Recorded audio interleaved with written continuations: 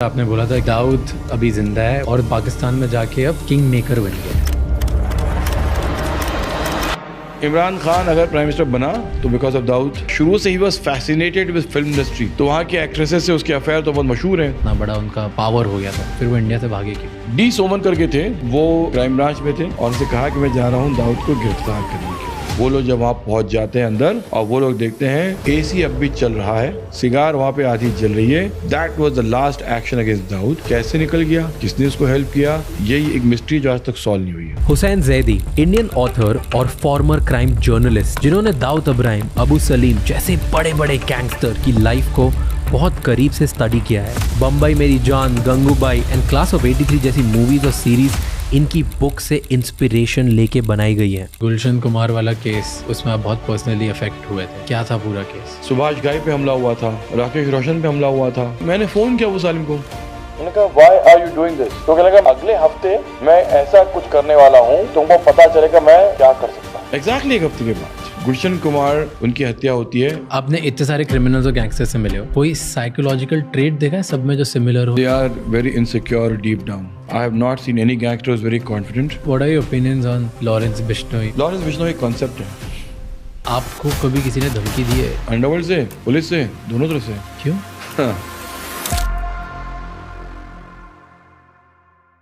हमारे बहुत सारे सब्सक्राइबर्स स्टार्टिंग से हमारी जर्नी में हमारे साथ हैं एंड दे नो कि हमने एक छोटे से फ्लैट की स्पेस से कंटेंट शूट करना स्टार्ट किया था and as we grew we wanted a professional studio. But shifting का जो फर्स्ट टाइम हमारा एक्सपीरियंस था ना, it was very stressful. I still remember हमें ना एक डेडलाइन मिली थी जहाँ पर हमें एक बहुत इंपॉर्टेंट गेस्ट के साथ शूट करना था। तो हमने हमारा पुराना स्टूडियो सेटअप जल्दी से जल्दी वेकेट किया and traditional packers and movers were just not getting the job done. कभी अनरीजनेबल प्राइसिंग थी, तो कभी उनके ख़राब रेपुटेशन की वजह से हम सही इंसान या सही पार्टनर को ढूंढ ही नहीं पाए and we could just not trust anyone. That's when one of my team members told me, Raj, Porter packers and movers try कर। सो सेकेंड टाइम जब शिफ्टिंग हमने किया ना, और जब मैंने Porter packers and movers try किया, I realise they are super reliable, value for money and on demand. And Porter के प्रोफेशनल पार्टनर्स शिफ्टिंग बहुत सीरियसली लेते हैं, टाइमली अराइवल होता है और जो कमिटमेंट दिया एग्जैक्टली उन्होंने वो ही फॉलो किया। इनफैक्ट उनकी जो बुकिंग होती है वो बहुत सुपर ईजी थी and the best part, I got the dedicated time slot जो मेरे को टाइम स्लॉट चाहिए था उसी टाइम पे। And the most important thing, ये completely safe and secure shifting हुई। इनफैक्ट जो हमारे इलेक्ट्रॉनिक इक्विपमेंट्स थे जो इतने महंगे थे, उन सबके साथ मल्टीपल लेयर पे हमें पैकिंग मिली। So if you are thinking of shifting and you are stressed, porters packers and mover can be your best partner. 1 BHK से लेके पेंट हाउस तक हाउस शिफ्टिंग करनी है या ऑफिस शिफ्टिंग, पोर्टर है, हो जाएगा। Click the link in the description right now to book it. मुझे बताओ, आप इतने बड़े क्राइम राइटर हो, कौन कौन से क्रिमिनल से आप मिले हो? मैं अरुण गवली से मिल चुका हूँ, छोटा शकील से मिल चुका हूँ, नहीं छोटा शकील से बात की, सॉरी, अबू सालिम से मिल चुका हूँ। अश्विन नायक को मतलब we have not had a good conversation, we have just kind of had a very casual thing because he was Kumar Pillai करके, हमने उसको दूर से हाई हेलो कही because he was in lockup, उससे हमारी बात नहीं हो पाई है।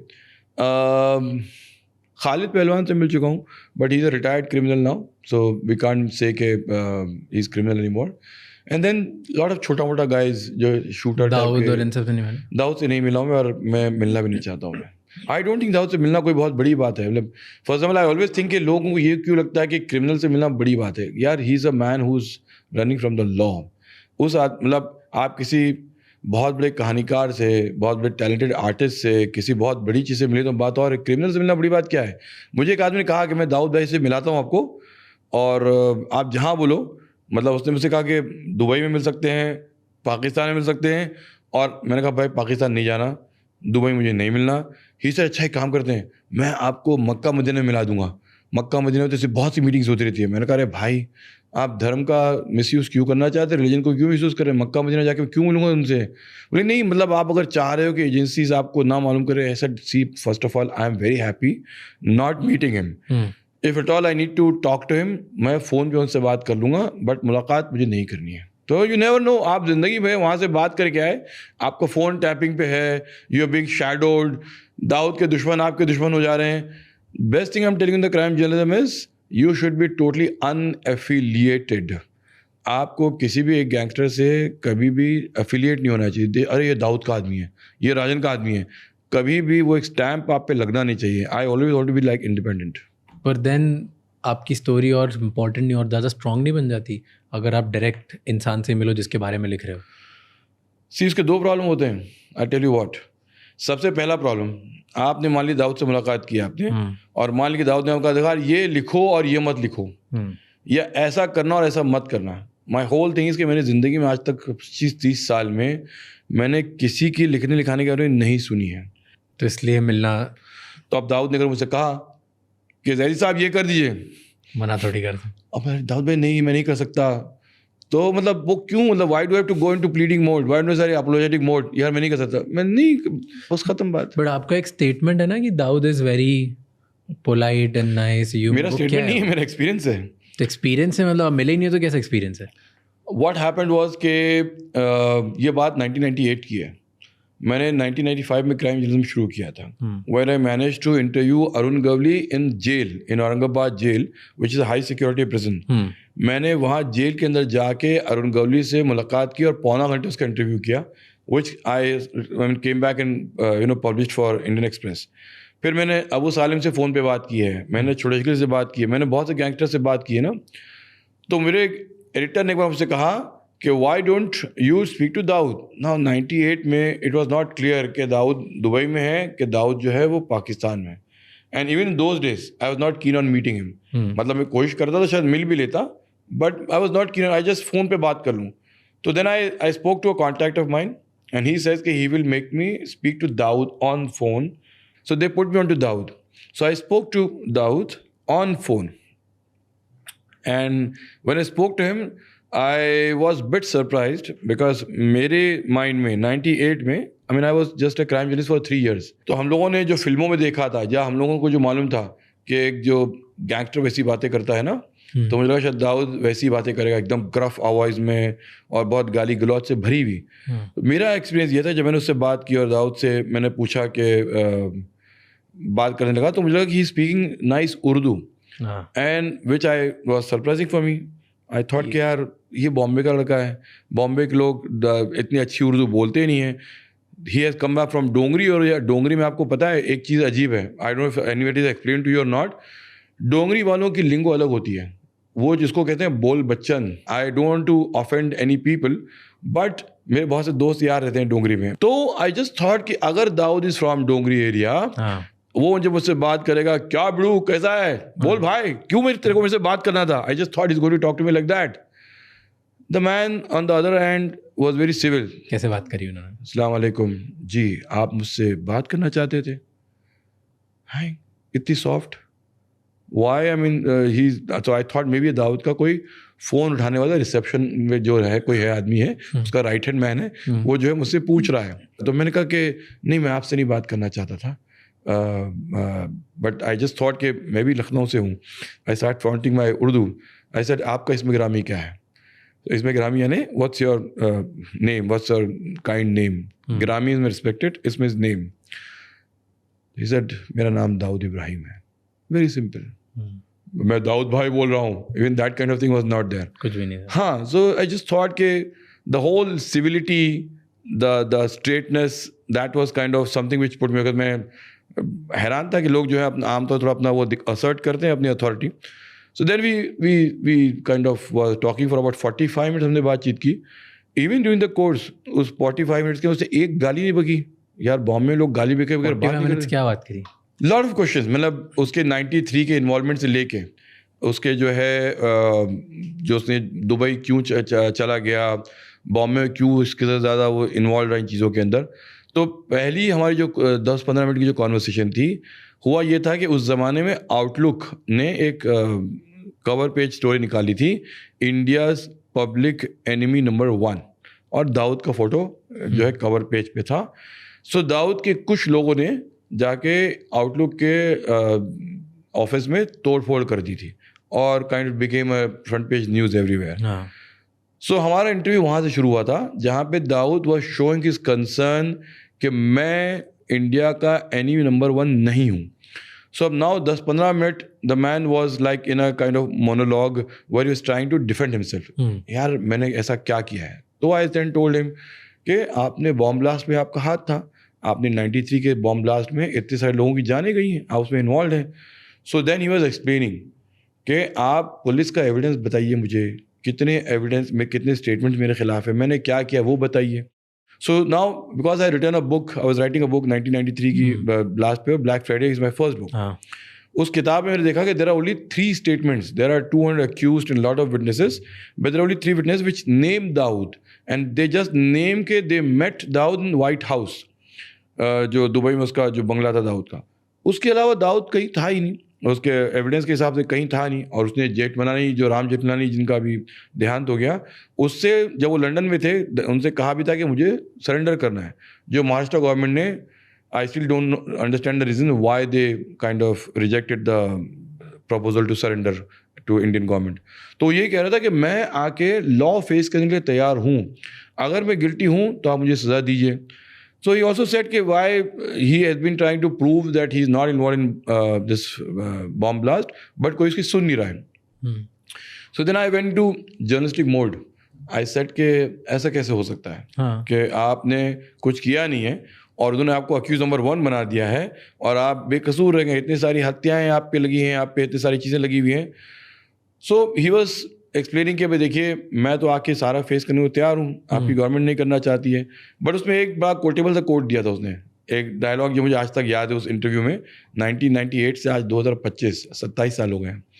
वो कह रहे हैं देखिए अगर मैं 1947 में पार्टीशन के टाइम पे होता तो इंडियन गवर्नमेंट को आदत है हर चीज़ मुझ पर ब्लेम करने की, वो 1947 का बंटवारा भी मुझ पर लगा देते और मुझे इल्ज़ाम ठहरा देते कि मैंने इंडिया और पाकिस्तान का बंटवारा करवाया है. So those are the things that we were just having all those kind of discussions जो पौने घंटे तो होते रहे. पर then ऐसे कभी आपने क्रॉस क्वेश्चन नहीं किया कि इतना बड़ा जो क्रिमिनल है और इतनी बड़ी उनके पास पूरा सिस्टम है, बहुत ऑब्वियस है उनके लिए और बहुत आसान होगा सारे विटनेसेस हटाना, सारी चीज़ें हटाना, तो अगर वो आके इधर अपने आप को सरेंडर करते और उसके ऊपर काम करते, कोई खड़ा ही नहीं होता उनके सामने कुछ जवाब देने के लिए. तो ऑब्वियस सी बात है कि अगर उन्होंने किया भी हो या नहीं किया हो, व्हाटएवर जो वो बोल रहे हैं, बहुत करने वाली चीज़ को भी प्रूव करके गिल्ट फ्री कार्ड निकालना. मेरा मानना था कि यूएस में वो लोग के साथ जो उनको इश्यूज हुई थी ना, उनका प्रॉब्लम ये था कि उन्हें अल कैपोन को जो है they finally could indict him only on a tax evasion case, but they put him behind the bars. My point is के अबू सालिम के भी पास बहुत से केसेस थे, बट अबू सालिम को लोग पुर्तगाल से 8 केसेस में तो एक्सट्रैक्ट करके ले आए. और I mean who says Abu Salim is not well connected. I mean I know that the man still have lot of people around him working for him, उसकी कॉन्टैक्ट्स बहुत अच्छे हैं, बट आके अभी जेल में पड़ा हुआ है ना, वो 2005 से लेकर आज तक पड़ा हुआ है जेल में. उसका भाई इकबाल कासकर. माई पॉइंट इज इवन चलिए लेटेस्ट एग्जाम्पल छोटा राजन, 75 केसेस थे, तिहाड़ जेल में आज तक पड़ा हुआ है. मतलब despite all their machinery, all their contacts, अगर इंडियन गवर्नमेंट नहीं चाहे तो जेल में रह सकता है. माई पॉइंट इज कि एक क्रिमिनल का भारत में आके एक जेल में रहना बेहतर है बजाय किसी फॉरेन कंट्री में रह करके to pull strings and cause some kind of damage to economy and people here. आप बुला लेते, अब वो कितना इन्फ्लुएंस करेगा, कितना ज़्यादा हमारी मशीनरी को कितना ख़राब करेगा. देखिए मेरा एक बात बहुत क्लियर मत है, अगर हमारी पुलिस किसी चीज़ पे जो है एकदम ठान ले, ढूंढता के साथ सोच ले कि बॉस ये हमको करना है, I am telling you nothing, no criminal, nothing can bend the law. ये आपको बता दूं मैं, सिर्फ उनको फोकस्ड होना चाहिए उस टीम को कि जो करना है. उन्होंने किया है बहुत, ऐसे कई बार कर भी चुके हैं. अगर वो सोच ले कि दाऊद आए और वो किसी विटनेस को थ्रेटन ना कर पाए, किसी केस को इन्फ्लुएंस ना कर पाए और ऐसा कोई काम ना कर पाए जो ट्रायल को वो जो अलग तरफ मोड़ दें, वो नहीं कर पाएगा अगर मुंबई पुलिस चाहे तो. सो माई थिंग इज के what the government should have done was के let him come and they could have put him house arrest. He wanted to be, मुझे हाउस अरेस्ट में रखिए, जेल मत रखिए, जेल मेरे राइवल्स मुझे मार सकते हैं, मेरे खिलाफ आप बॉम्ब ब्लास्ट का केस चलाइए. So this was his condition. I always feel कि उसकी सरेंडर को एक्सेप्ट करना चाहिए था और उसको प्रोसिक्यूट करना चाहिए था, and then the system through the system would have prosecuted and kept him in bars as long as they wanted, but somehow they did not allow him to come. And आज भी आज़ाद है. क्यों allow नहीं किया, आपको क्यों लगता है? Really want to know the answer? हाँ, देखिए, ऐसा है कि बहुत से फैक्टर्स हैं। मतलब उन्होंने जो उस वक्त एक रीज़न दिया था कि कोई क्रिमिनल हमको टर्म्स डिक्टेट नहीं कर सकता है। अगर सही है। हाँ, सही है ना, आप मानते हैं इस बात को ना? अगर ऐसी ही बात थी तो फिर अबू सालिम के टर्म्स उन्होंने क्यों एक्सेप्ट कर लिए यहाँ पे? यानी अगर यही बात थी, जब आपने पुर्तगाल कोर्ट से उसको एक्सट्राडिट किया था, आपको पता है उस वक्त हमारे डिप्टी प्राइम मिनिस्टर एल के अडवाणी ने लिखित रूप में एश्योरेंस दिया था, we will not hang him, will not give him capital punishment of hanging, he will not get death sentence A, he will be released from prison in 25 years time। मुझे उसको सिर्फ 8 केसेस में उसके ऊपर मुकदमा चलाया जाएगा, बाकी केसेस पे उस पर मुकदमा भी नहीं होगा। आपको पता है जिन केसेस से अबू सालिम को बाहर रखा गया है वहाँ आने के बाद में, उसमें एक है गुलशन कुमार केस। यानी मेरे ख्याल से अबू सालिम ने जितने भी अपराध किए हैं उसमें गुलशन कुमार केस जो है सबसे ज़्यादा ग्रूसम है। मतलब I am personally affected by Gulshan Kumar case. मैं आपसे, चूँकि मैं रिपोर्टर था 97 में और मैंने उस केस को बहुत परस्यू किया है, मैंने उस केस को बहुत रिपोर्ट किया है, मैं पर्सनली उससे बहुत अफेक्टेड हूँ। लेकिन आपको बताएं, उसको आपने ला करके गुलशन कुमार केस में प्रोसिक्यूट नहीं करेंगे, बॉम्ब ब्लास्ट में करेंगे जिसमें एक एकम्प्लिस था, जो दूसरी हत्याएं उसमें करेंगे, लेकिन गुलशन कुमार में नहीं करेंगे। तो यानी आप सरकार ने उसके टर्म्स मान लिए ना, अबू सालिम के टर्म्स एक्सेप्ट करके आप उसको लेके आ गए। 25 साल के बाद यानी 2030 में जब उसके 25 साल हो जाते हैं, आपको अबू सालिम को रिहा करना पड़ेगा। अगर आपके कोर्ट ने उसको गिल्टी मान लिया जहाँ पे उसको कैपिटल पनिशमेंट देना होगी, आपकी सरकार नहीं देगी, क्योंकि आपने लिखित तौर से मान लिया है। सो उसी तरह से going back to Dawood Ibrahim के केस में तो ये चीज़ें थी ही नहीं। वो कह रहा था कि मैं आके, मुझे सिर्फ 3 चीज़ें आपसे शर्त रख रहा हूँ कि आप मुझे प्रोसिक्यूट कीजिए बॉम्ब ब्लास्ट में, जेल में मत डालिए। वो कह रहा है कि मुझे जो है बाकी केसेस में जो आपने चूँकि हिट सेट के उनको सब फ्रेम अप होंगे, उन चीज़ों में मत करिए और मुझे हाउस अरेस्ट में रख दीजिए। आप बुला लेते, अगर वो गिल्टी होता तो हु कैन स्टॉप यू कि आप उसको जो है जेल में ना डालें। अगर वो गिल्टी प्रूव कर दिया कोर्ट, तो कोर्ट का फैसला सभी लोग मानते हैं। बस मेरा यही मानना था कि उन्होंने ये रीज़न दिया कि हम किसी क्रिमिनल की बात को नहीं मानेंगे। बट जो मेरी पर्सनल खुद की रिसर्च है जी, खुद की research, and I have a very strong reason for believing this. Dawood Ibrahim खुद से दाऊद इब्राहिम नहीं बना। 1970s में दाऊद इब्राहिम एक छोटा सा गली का एक पेटी स्मॉल टाइम गैंगस्टर था। यानी क्या कर रहा था आपको बताऊं, वो लोगों को रोड पे जो है, एक था पलटी मारना करके एक छोटा सा स्कैम होता था, जहाँ पे वो इम्पोर्टेड घड़ियाँ दिखाते थे आदमी को और वो पैसे लेके चुपचाप निकल जाते थे और उसके अंदर से कुछ पत्थर निकलता था, या वो छोटी मोटी जो वारदातें होती हैं वो सब करते थे। छोटा सा गैंगस्टर था वो। ही नेवर प्लान्ड कि मैं इतना बड़ा गैंगस्टर बन जाऊंगा, भारत का या वर्ल्ड का सबसे बड़ा गैंगस्टर। उसको जो पनपने दिया गया, उसको जो बड़ा किया गया, वो लोकल लेवल की पुलिस ने, लोकल लेवल के पॉलिटिशियंस ने। एंड उसके बाद में अगर आप मेरी किताब पढ़ेंगे, मैंने उन तमाम पॉलिटिशियंस के नाम लिखे हैं जिन्होंने दाऊद की ग्रोथ में उसको हेल्प की है। Now why? इट्स नॉट कि उनको दाऊद से कोई हमदर्दी थी, it was all because somehow कोई ना कोई कॉम्प्लिसिटी वाली बात थी, कोई ना कोई चीज़ जो दाऊद से एक इन्वॉल्वमेंट था। अब अगर दाऊद आ जाता है राम जेठमलानी के सरेंडर के ज़रिए और आ करके वो इस देश में रुकता है, और अगर इंटरव्यूज़ होते हैं, अगर लोग जो है पूछते पाछते हैं और लोग जो है इन्वेस्टिगेशन शुरू करते हैं, तो सारे वो जो स्केलेटन्स हैं ना उस कबर्ड से बाहर आने लगेंगे। उसका सारा जो लोगों के साथ में जो कनेक्शन है वो बाहर आने लग जाएगा। बस बेहतर ये है कि वो आए ना, बाहर ही रह जाए।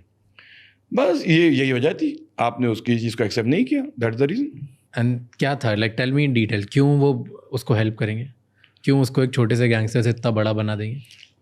देखिए, कभी कभी ऐसा होता है कि एक स्ट्रैटेजिक रीजंस होते हैं जो बाद में कंपल्शंस बन जाते हैं। जैसे क्या, स्टार्टिंग में क्या? हाँ, आई विल टेल यू। शुरू से 1977 के आसपास में, उससे पहले के आसपास में, बॉम्बे का जो ओरिजिनल माफिया है पठान्स, आपको पता है कि पठान्स जो है वो 1933 से मुंबई में आ गए थे और उन्होंने 1933 से मुंबई में एक दबदबा बना लिया था। करीम लाला, रहीम लाला, ये सारे लोगों ने बॉम्बे में अपना जो वर्चस्व कायम कर लिया था। They were kind of ruling the city. पूरा जो साउथ था, अगर आज भी आप देखें तो उमर खाड़ी से लेकर के ग्रैंड रोड तक करीम लाला का दबदबा था। और उसका भाई रहीम लाला और बहुत से पठान, अगर मैं अभी नाम बताऊं तो बहुत से नाम हो जाएंगे, ये लोग रूल कर रहे थे. दे were ruling so much so कि दाऊद इब्राहिम का जो बाप, जो हेड कांस्टेबल इब्राहिम कास्कर था, he was suspended from his duty. He was working with them. He was somehow as a liaison officer working for Pathans and like, और हाजी मस्तान के लिए भी he was getting the goods released और उनके जो कुछ ना कुछ काम में हेल्प हो रही थी. He was an honest man, लेकिन तब भी उनके साथ उनकी दोस्ती थी. लोग उसको जो है छोटा सा हेड कांस्टेबल नहीं समझते थे, उसको बहुत रिस्पेक्ट देते थे. नाउ एक मौका ऐसा आता है जहाँ पे पुलिस को लगता है कि इन पठान्स को कैसे ख़त्म करें. सी पठान्स ना, they were not respecting the rule of the law. आप ये देख लीजिएगा, बहुत सी कहानियाँ हैं. मतलब अगर उनको पुलिस वाले ने बुला दिया कि तुमको लॉकअप पे बुलाया है, और अगर मान लीजिए कि वो पहुंचा और पुलिस वाला वहाँ शायद बाहर चला गया, पेट्रोलिंग के लिए कुछ बिजी है, वो गुस्से में आ करके बोल हमको बुलाया कैसे जब ऑफिसर नहीं है, वो टेबल तोड़ देता था. उसको 10 तारीख को अगर किसी ने उसका ब्याज का पैसा लौटाया नहीं है, उसको चाकू मार देता है. अरे भाई, थप्पड़ मारना जो है वो गैर कानूनी है, आप स्टैप कर देते हैं गुस्से में आके. सो ऐसे इतने सारे वाकयात थे कि Pathans were getting out of hand. उनको कंट्रोल कैसे करेगा? तो वो जो वाकया जो मैंने बहुत अच्छे से अपनी किताब में लिखा है कि इंस्पेक्टर रणवीर लिखा जो है डोंगरी पुलिस स्टेशन में बहुत परेशान थे कि इन पठान्स का क्या करूं, they are not getting under control. तो उस ज़माने में एक क्राइम जर्नलिस्ट है इकबाल नातिक, जिनका अपना एक अखबार था राजदार करके, and he was in touch with Ranveer लिखा. सो उन्होंने जा करके रणवीर के साथ बैठे, बोले आप साहब परेशान क्यों हैं? So Iqbal Natiq was friend of Dawood. He said के साहब आपको अगर पठान का आपको हैंडल करना है, आप शोले देखिए. देखिए कितना प्री पॉस्टरस आइडिया है. शोले देखिए, रणवीर लिखा lost it. He was very angry. He said Iqbal तुम्हारा दिमाग खराब हो गया है, मैं पठानों से परेशान हूँ, तुम मुझे फिल्म देखने भेज रहे हो. ही सेड साहब उसके अंदर जो कैरेक्टर है वो एक डाकू ख़त्म करने के लिए 2 क्रिमिनल्स का फ़ायदा उठाता है और उस डाकू ख़त्म करता है. एक बड़े क्राइम सिंडिकेट को ख़त्म करने के लिए 2 छोटे क्रिमिनल्स को लेता है और उनको ख़त्म कर देता है. शोले में ये दिखाया गया है. आपके लिए भी ऐसे ही अवेलेबल है, एक मौका है. बोले क्या वो मौका बताइए? बोले पठान को ख़त्म करने के लिए आप इब्राहिम भाई के लड़कों को पूछिए, दाऊद और साबिर, दोज 2 ब्रदर्स, और इब्राहिम भाई was the constable, head constable. तो Ranveer did not buy this idea at that time. He was very angry with Iqbal नातिक to come up with this kind of idea. कि क्या बेवकूफ आइडिया, क्या बता रहा है? हाँ, कि भैया तुम इतने बड़े criminals को, मतलब तुम पठान को ये 2 लड़कों की मदद से, इब्राहिम भाई के लड़कों से खत्म करके जाओ.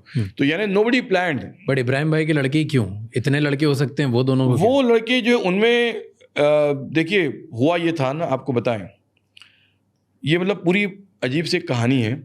उस ज़माने में एक मौलाना ज़ियाउद्दीन बुखारी हुआ करते थे. ये पॉलिटिकली इंक्लाइंड थे. He wanted to become politically big. और ये लाइफ में जो है he was not able to do something in life के जहाँ पे वो कुछ लड़कों को ऊपर ला के सिखा सकें. उन्होंने एक यंग पार्टी करके बनाई. यंग पार्टी में उस एरिए के मोहल्ले के सारे बेरोज़गार लड़कों को उठा के जमा कर लिया और उनको कहा कि तुम लोग जो हो कुछ ना कुछ करो. सो उस वक्त उन्होंने क्या किया, बेसिकली उन लड़कों को कहा कि तुम लोग कुछ ना कुछ सोशल एक्टिविटीज़ किया करो, पढ़ाई लिखाई, हेल्पिंग, ये वो, और हो सके तो बाद में कुछ तीज त्यौहार पे जुलूस निकाल दिया करो, सो के it should look like it's a community thing happening. साथ में सब मिल. जी हाँ. ये लड़के बेरोजगार थे, स्कूल ड्रॉप आउट थे. They did not have any productive thing to do. कोई काम वाम भी नहीं कर रहा था, पढ़ाई भी नहीं कर रहा था, कॉलेज भी नहीं जा रहा था. इन लड़कों ने इस ग्रुप को शुरू कर दिया दादागिरी करने के लिए. मारना, पीटना, एक्सटॉर्शन करना. ना वो जो आज तो जगह का नाम चेंज हो गया, वो पूरा एरिया ही चेंज हो गया है. नाउ इट्स लाइक बिकमिंग पूरा हाई राइजेस. बट वो मुसाफिर खाना का एरिया जिसको पाक मोडिया स्ट्रीट कहते थे, उस पाक मोडिया स्ट्रीट में जो बेचारे बिजनेसमैन हुआ करते थे, उन बिजनेसमैन को धमका कर, थ्रेटन करके पैसे निकालना, ये करना, ये उनका मामला बढ़ने लगा. उनके खिलाफ छोटे मोटे केसेस भी आने लगे. तो sometimes the police kind of let him B, because अरे यार ये पुलिस वाले का बेटा है. समटाइम्स इतने परेशान थे कि वो लोग चुप हो गए. बट व्हाट हैपेंड, को लीड करते थे दाऊद साबिर. दाऊद साबिर लीड करते थे. हाँ, साबिर बड़ा भाई था, दाऊद छोटा था. ये यंग ग्रुप जो यंग पार्टी जो थी, यंग पार्टी को, तो ये somehow they were kind of coming up. अच्छा, 1-2 वारदातें ऐसी हुई कि जहाँ पे इन लोगों ने थोड़ी सी अपनी, आई विल नॉट से हिम्मत, बिकॉज हिम्मत इज अ पॉजिटिव वर्ड, उन्होंने जुर्रत दिखा दी. उन्होंने दुस्साहस हिंदी में कहते हैं दिखा दिया कि जहाँ पे ये लोगों को लगा कि ये लड़के थोड़ा सा इनमें थोड़ा सा वो है, एक हिम्मत है या एक दुस्साहस करने की वो शक्ति है, जहाँ पठानों से भिड़ गए, मारपीटें भी कर ली और उन्होंने कुछ कर लिया, तो मतलब they were ready to take on the challenge of high and mighty, जो उसको बड़े हमको फर्क नहीं पड़ता, हम बड़े से लड़ लेंगे। हाँ, हम अपने एरिया में तो शेर हैं और होंगे वो अपने बड़े, लेकिन हम देख लेंगे। ये वाली चीज़ सिर्फ मैंने कहा ना, जब पुलिस कोई चीज़ मालूम करना होती है ना, दे विल ऑलवेज नो कि क्या करना है, क्या चीज़ कैसे यूज़ करनी है। इन लोगों ने जो है सोचा कि दाऊद को अगर हमको यूज़ करना है एज ए क्रिमिनल जो थोड़ा सा यहाँ पे बढ़ रहा है, बड़ा हो रहा है, हम पठान को ख़त्म कर देते हैं, बाद में दाऊद को भी ख़त्म कर देंगे। इस तरह से बात आगे बढ़ी। तो उनको क्या पता था कि हम इस वक्त जो कर रहे हैं एक फ्रैंकेनस्टाइन मॉन्स्टर क्रिएट कर रहे हैं, वो उनको पता नहीं था। सो दाऊद को जब रणवीर लिखा ने कहा कि पठान के मिले काम करोगे, तो पठान काइंड ऑफ अग्रीड कि मैं तो पुलिस वाले का बेटा हुई है, पुलिस को हेल्प करने में क्या हर्ज है।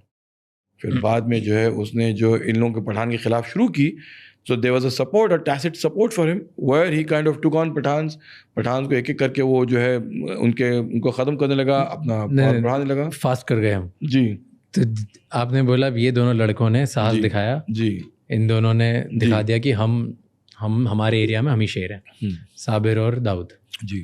फिर जो क्राइम जर्नलिस्ट थे वो ये लेके रणवीर सर के पास गए जी, उन्होंने तो ये आइडिया डिस्कार्ड कर दिया था, तो शुरू में कर दिया था, बट फिर हुआ ये कि जब एक बार वो एक रास्ते गुजर रहे थे, तो उन्होंने, आपको पता है बॉम्बे का मिजाज आज भी ऐसा ही है कि अगर रास्ते में मारपीट होती है तो लोग जो है फोटो वीडियो निकालने लगते हैं, फ़ोन निकाल के, कोई बीच बचाव नहीं करता। हाँ, घेर रख के देखते हैं। हाँ, अरे यार वीडियो निकाल के अपलोड कर दें, व्यूज़ मिलेंगे। बॉम्बे का मिजाज ऐसे ही है। उस ज़माने में जब मारपीट होती है, लोग खाली मोबाइल फ़ोन तो नहीं थे, बट सब लोग देख रहे थे, हाँ यार देखते कौन क्या जीतता है, क्या होता है, रोड पर चल रही है झगड़। सो रणवीर लिखा की गाड़ी रुक गई, पुलिस वाली गाड़ी लोग आगे बढ़ने नहीं रहे, ऐसी गर्दी रोड पे हो रही है कि उनको आगे बढ़ने नहीं दी। वो उतरे और रणवीर लिखा ने लोगों को हटाना शुरू किया, हटो हटो हटो, क्या हो रहा है। अब जो हटाए तो देखिए दरमियान में एक लड़का जो है किसी को, एक बड़े मुस्टंडे आदमी को पीट रहा है, दोनों में खूब ज़बरदस्त वायलेंट फाइट चल रही है, खूनम खानी हो गई, लेकिन लड़ रहे हैं। उन्होंने अलग किया दोनों को, एक एक थप्पड़ मारा, अलग किया, कौन है क्या है, मैं दाऊद हूँ, और वो एक दूसरा जो है पठान गैंग का था। तो उसको रणवीर लिखा को याद आया, इकबाल ने मुझे कहा था ये, तो फिर रणवीर ने दाऊद को अपनी गाड़ी में बिठाया, पठान को दूसरी गाड़ी में भेजा, और फिर पूछा कौन है तू, तो दाऊद ने कहा मैं डिपार्टमेंट वाले का लड़का हूँ मैं। तो तब रणवीर का हमारे लिए काम करेगा, दाऊद ने कहा करना है, क्या करना है, सर जस्ट कुछ नहीं, जो मैं बोलूँगा वो करना है। तो he thought maybe is going to use Dawood as a informant, और मे बी लास्ट दाऊद के उसको कुछ ऐसा करना है कि पठान के बारे में उसको खबरें मिल सकें।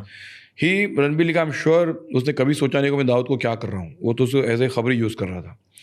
बट दाऊद थॉट के I will kind of use this tacit support, जो आज भी ऐसा होता है ना कि पुलिस की खबरी जो है वो पुलिस का नाम मिसयूज़ करते हैं बहुत सी चीज़ों में, उस ज़माने में ऐसे होने लगा। एक वक्त ऐसा आया कि इकबाल नातिक ने अपने अखबार में बहुत ही खबरें लिखने लगा, because start getting lot of scoops. Imagine one crime reporter having Dawood Ibrahim as a main source and he getting page 1 stories because of Dawood Ibrahim, lot of stories. So जब बहुत सी कहानियां होने लगी तो एक ऐसा वक्त आया जब पठानों को इकबाल नातिक बुरा लगने लगा, because whole thing was against Pathan. Dawood was giving stories against Pathans, और वो राजदार की फ्रंट पेज पे छपने लगी। उसमें से एक कहानी ऐसी थी जो चावला गेस्ट हाउस में 2 पठानों ने एक शादीशुदा कपल को, उन्होंने जो है हस्बैंड को मार दिया था और लड़की को रेप कर लिया था, which again became front page news in that newspaper.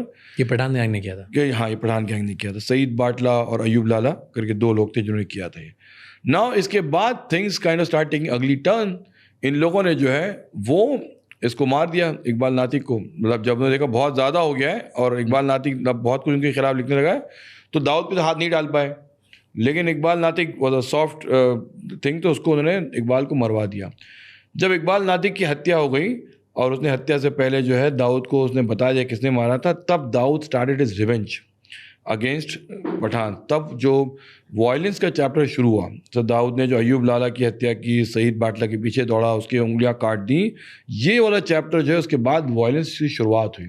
और फिर दाऊद और जब पठान के बीच जो जंग शुरू हुई, तब जो सबसे पहला जो बड़ा उन्होंने किया था साबिर की किलिंग 1981 में प्रभा देवी के पेट्रोल पंप पे की। क्या की थी? मतलब व्हाट दे डिड वाज कि दे रियलाइज कि दाऊद को क्या करें। साबिर बड़ा भाई था, so they thought maybe is the head of the gang, we should kind of eliminate him. तो आइडिया ये था कि साबिर को प्रभा देवी मारेंगे और पूरे लोगों को लेके मुसाफिर खाना पहुंचेंगे और दाऊद को मुसाफिर खाना में, बिकॉज वो अनअवेयर है, बिल्कुल तैयार नहीं होगा, हम उसको गोलियों से भून के रख देंगे। तो दैट वाज द प्लान, जो हुआ भी उस दिन ऐसे ही। लाला, हाँ, इसने पठान गैंग ने किया। पठान गैंग ने, अमीरजादा, आलमजेब और इन लोगों ने, पूरे लोगों ने मिल करके जो उसके साथ गए और लोगों ने प्रभात देवी में पहले तो साबिर का पीछा किया। Sabir was a womaniser, he was interested in women. तो उसकी एक गर्लफ्रेंड थी चित्रा, जो वो कांग्रेस हाउस पे थी। तो Sabir was in love with this girl Chitra. उसके साथ जो है वो ड्राइव पे चला जाता था, गाड़ियों पे लेके, कभी घूमते थे फिरते थे जो थे। Pathan were watching his movement. Now Sabir was not a very sharp man. I mean उसका मसला ये था कि इफ लड़की भी है और शराब भी है, तब उसके पीछे वो कौन आ रहा है उसको उसका अंदाज़ा नहीं हुआ। So when Sabir was kind of once driving from Congress house and towards Prabha Devi, he was being followed by all this people जो उसको पीछे थे। इन लोगों ने तब जा कर के, जब वो प्रभा देवी पे पेट्रोल भराने गया, इन लोगों ने साबिर को घेर करके उसको गोलियां भून दिया उन्होंने। साबिर मार दिया। और जब किलिंग है, हाँ, that was the first major killing that happened in between Pathans and Dawood gang. फिर उसके बाद ये लोगों ने पूरी की पूरी टीम मिल करके ये पहुंच गई मुसाफिर खाना। दाऊद के लोग सो रहे थे, दे वर नॉट इन रेडी। उनको पता नहीं था कि कहाँ, उस जमाने मोबाइल फ़ोन का टाइम था नहीं 81 में। तो फ़ौरन प्रभा देवी से लोग यहाँ आए और लोगों ने दाऊद के मुसाफिर खाने में गोलीबारी शुरू कर दी। ना ये सब लोग जो हैं वो रेडी नहीं थे, बट खालिद पहलवान ने उस वक्त, उसके पास में AK-47 थी, या उसके पास कोई, I think not AK-47, but he had some gun machine, जो उसने निकाल के उनको रिटेलिएट किया और उन पर गोलियाँ चलाई। तो जब उनको सामने जवाबी फायरिंग होने लगी, तो फिर जो है ये लोग वहाँ से जो है भाग गए और फिर दाऊद को जो है कोई नुकसान नहीं पहुँचा। लेकिन at that time they realise के साबिर नहीं है, कहाँ है साबिर, क्योंकि लोग को लगा शायद वो कहीं होगा ग्रैंड रोड में या कांग्रेस हाउस में जो जाता था वो। तो बाद में उनको, जब साबिर का जब बॉडी JJ हॉस्पिटल पहुंची और जब उन्होंने देखा कि उसकी हत्या हो गई है, तब फिर दाऊद ने कहा कि वो बदला लेगा। लेकिन उससे पहले पुलिस ने अमीरजादा आलमजेब को गिरफ्तार कर लिया था। However Dawood got Amirzada killed in a Mumbai sessions court through that hitman David Pardesi उसका नाम था। एंड बाद में आलमजेब को बड़ौदा में उसने एनकाउंटर करवाया। तो मतलब he got them killed, but फिर ये होता रहा और उसके बाद ही फिर आगे बढ़ता रहा। समद खान जो रहीम लाला का बेटा था, करीम लाला का भतीजा था, he was someone was upcoming gangster eight that time, और उसको दाऊद पसंद नहीं था। और उसको मतलब जब वो बड़ा हुआ समद, तो Samad was a very cruel man. मतलब जब वो लोगों को मारता भी था तो ऐसे गोली मार नहीं देता था, वो लोगों को तड़पा तड़पा के मारता था, उनको टॉर्चर करके करके मारता था, उनको ऐसा था। तो जब समद ने ऐसी कुछ हरकतें की जहाँ पे दाऊद का और उसका जब वहाँ पे सामना होने लगा, तब करीम लाला बहुत परेशान था, जो कि पुलिस उसके पीछे, दाऊद भी उसके पीछे। तब करीम लाला ने अपना हाथ हटा दिया था, बोला मैं समद खान को नहीं जानता। उसने बाकायदा इनकलाब न्यूज़पेपर के अंदर उसने एक ऐड भी दिया, हाँ, स्टेटमेंट दिया, I don't have any connection with Samad Khan, people can deal with him on his own, जो भी है। तो फिर दाऊद ने समद खान की हत्या की। He was personally there to kill Samad Khan at Sikka Nagar. यहाँ भी जैसे चित्रा का मामला साबिर के लिए था, यहाँ पे एक शिल्पा जवेरी करके गर्लफ्रेंड थी। देखिए, ये आप देखिए बहुत सी अंडरवर्ल्ड कहानियों में लड़कियाँ जो होती है ना, वो कहीं ना कहीं रिस्पॉन्सिबल होती हैं। You chase the girl and you reach the gangster, बस ऐसे ही था। शिल्पा जवेरी का सिक्का नगर में घर था, वहाँ पे समद खान जाया करता था। तो दाऊद ने और उसकी पूरी गैंग ने समद खान को उस दिन सुबह में गोली मार दी। And this was the last crime that Dawood committed before escaping from Mumbai. फिर वो यहाँ से फरार हो गए, चला गया, ऐसे हुआ था। तो यही दाऊद पठान और दाऊद गैंग के बीच का जो स्ट्रगल चल रहा था। पर ये जो पेट्रोल पंप पे हुआ था, उसके बाद कुछ गैंगस्टर्स इंडिया से भाग गए थे ना दाऊद के अगेंस्ट में जो थे, wasn't that the case? No, ये अमीरजादा तो पकड़ा गया था, आलमजेब भी पकड़ा गया था। तो ये दो लोग मेन लोग थे। पठान गैंग भागी नहीं गया उसके बाद? नहीं, सिर्फ पठान का था कि दे नेवर एस्केप। उनके लिए पठान और अरुण गवली, इन दोनों का आप एक बात ये देखिए, they always remain local, they never try to go abroad, they never try to escape, they never become fugitive. Dawood के लोग ही जो है उन्होंने ही यहाँ से पलायन किया, दे एस्केप फ्रॉम हियर। यानी दाऊद इब्राहिम, छोटा शकील, छोटा राजन, ये पूरी दाऊद ही जाएंगे। तो जब ये इतना ज़्यादा, अब आपने बोला उनके पास पुलिस का सपोर्ट था, फिर पॉलिटिशियंस का सपोर्ट क्यों आया सब में? पुलिस का तो मैं समझ गया कि उस टाइम पे उनको चाहिए था कि ये पठान गैंग है, इससे पंगे लेने के लिए हमको छोटे को बड़ा करना है जी। वो बड़ा करते करते क्या, दाऊद ने उसको उनको लग रहा था इन्फॉर्मेंट तैयार करें, दाऊद ने अपॉर्चुनिटी देख के खुद बड़ा हो गया, राइट? अब यहाँ से पॉलिटिशियंस का एंट्रेंस कैसा हुआ? ओके, देखिए हुआ क्या है ना कि इलेक्शन में जो कॉन्स्टिट्यूंसीज होती हैं उसमें एक उमर खाड़ी कॉन्स्टिट्यूंसी है, उसके अंदर जो है अलग अलग जो वहाँ के डोंगरी की जो कॉन्स्टिट्यूंसीज हैं, वो छोटी छोटी कॉन्स्टिट्यूंसी को जीतने के लिए पॉलिटिशियंस को ज़रूरत पड़ती है वहाँ के लोकल जो लोग हैं उनकी, कि वो किसी तरह से ऐसा करें कि लोग इनको वोट दें।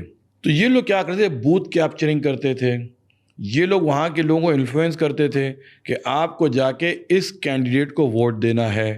अब यानी बाकायदा एक आदमी था जो मशहूर था सलीम तलवार के नाम से, जो इनके ऊपर जाके बाकायदा धमका के सबको लाइन लगा के इनसे एक पर्टिकुलर आदमी को वो देता था, वोट दिलाता था। तो यानी अगर आपने ऐसी छोटी छोटी कॉन्स्टिट्यूंसी से आपने अगर कब्जा कर ली तो वो आदमी एमएलए बन जाता था। अब नेशनल एमएलए को पता है कि मैं इसकी वजह से बना हूँ एमएलए, इसके लोगों ने मुझे हेल्प किया है, तो वो इससे और दोस्त हो जाता है।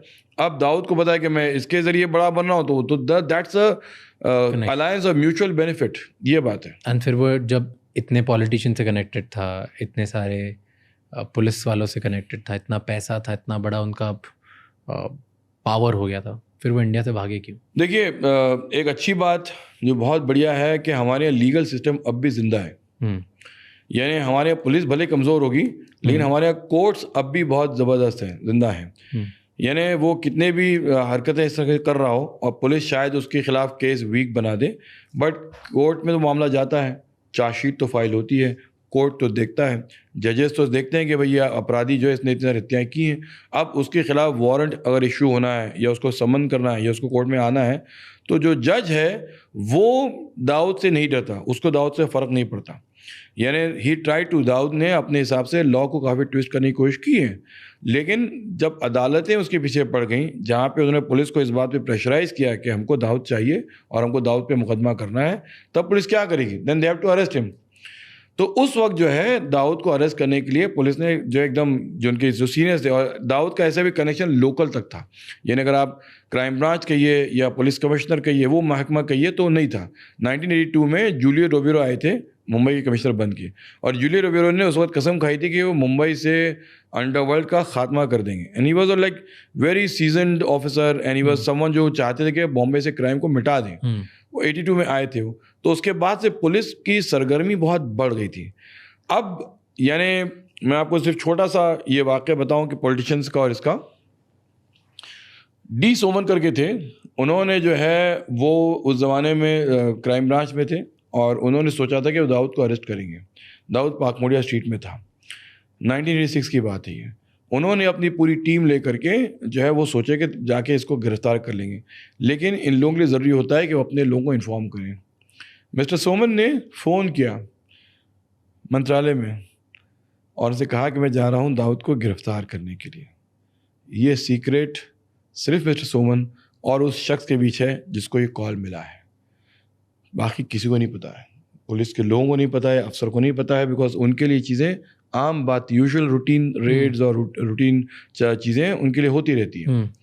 ये सब जब पहुंचते हैं पाकमोडिया स्ट्रीट में, उसके मुसाफिर खाने में, दाऊद का जो अपना ऑफिस है, एसी एयर कंडीशन ऑफिस है, वो लोग जब वहाँ पहुँच जाते हैं अंदर और वो लोग देखते हैं कि एसी अब भी चल रहा है, एक सिगार वहाँ पे आधी जल रही है, और उस ज़माने सोफ़े होते थे जैसे आपने देखा होगा जिसमें आप बैठें तो अंदर थोड़ा सा धंस जाता है सोफ़ा, वो सोफ़ा अब भी धंसा हुआ है।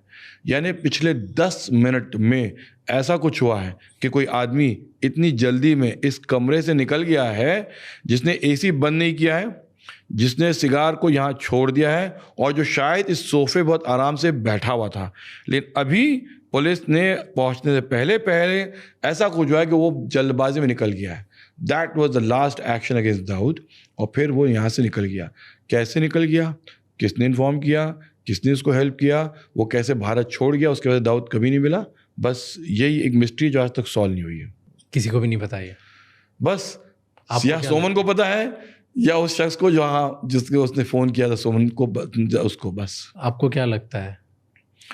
जो दाऊद के लोग क्लोज थे, आई don't know if it's a fact और नॉट। देखिए मेरी प्रॉब्लम ये है कि मैं एक जर्नलिस्ट हूँ, जर्नलिस्ट का हमेशा से ये होता है कि वो अपने सोर्सेज से पूछ करके लिखता है। जर्नलिस्ट खुदा नहीं होता। जर्नलिस्ट कैन नेवर से कि ये एक्यूरेट है unless he sees a document, but document भी फोर्ज किए जा सकते हैं।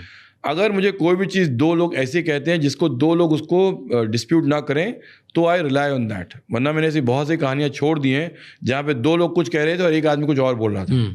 तो मुझे जो मेरे नज़दीकी सूत्रों ने बताया वो ये बताया कि जब दाऊद को फ़ौरन फ़ोन आ गया और उसको एक पुलिस वाले ने बताया, तो दाऊद अपनी बिल्डिंग के टेरेस पे चला गया। आपने अगर पुरानी डोंगरी की अगर आपने बिल्डिंगें देखी हो तो बिल्डिंगें एक से एक जुड़ी हुई होती थी।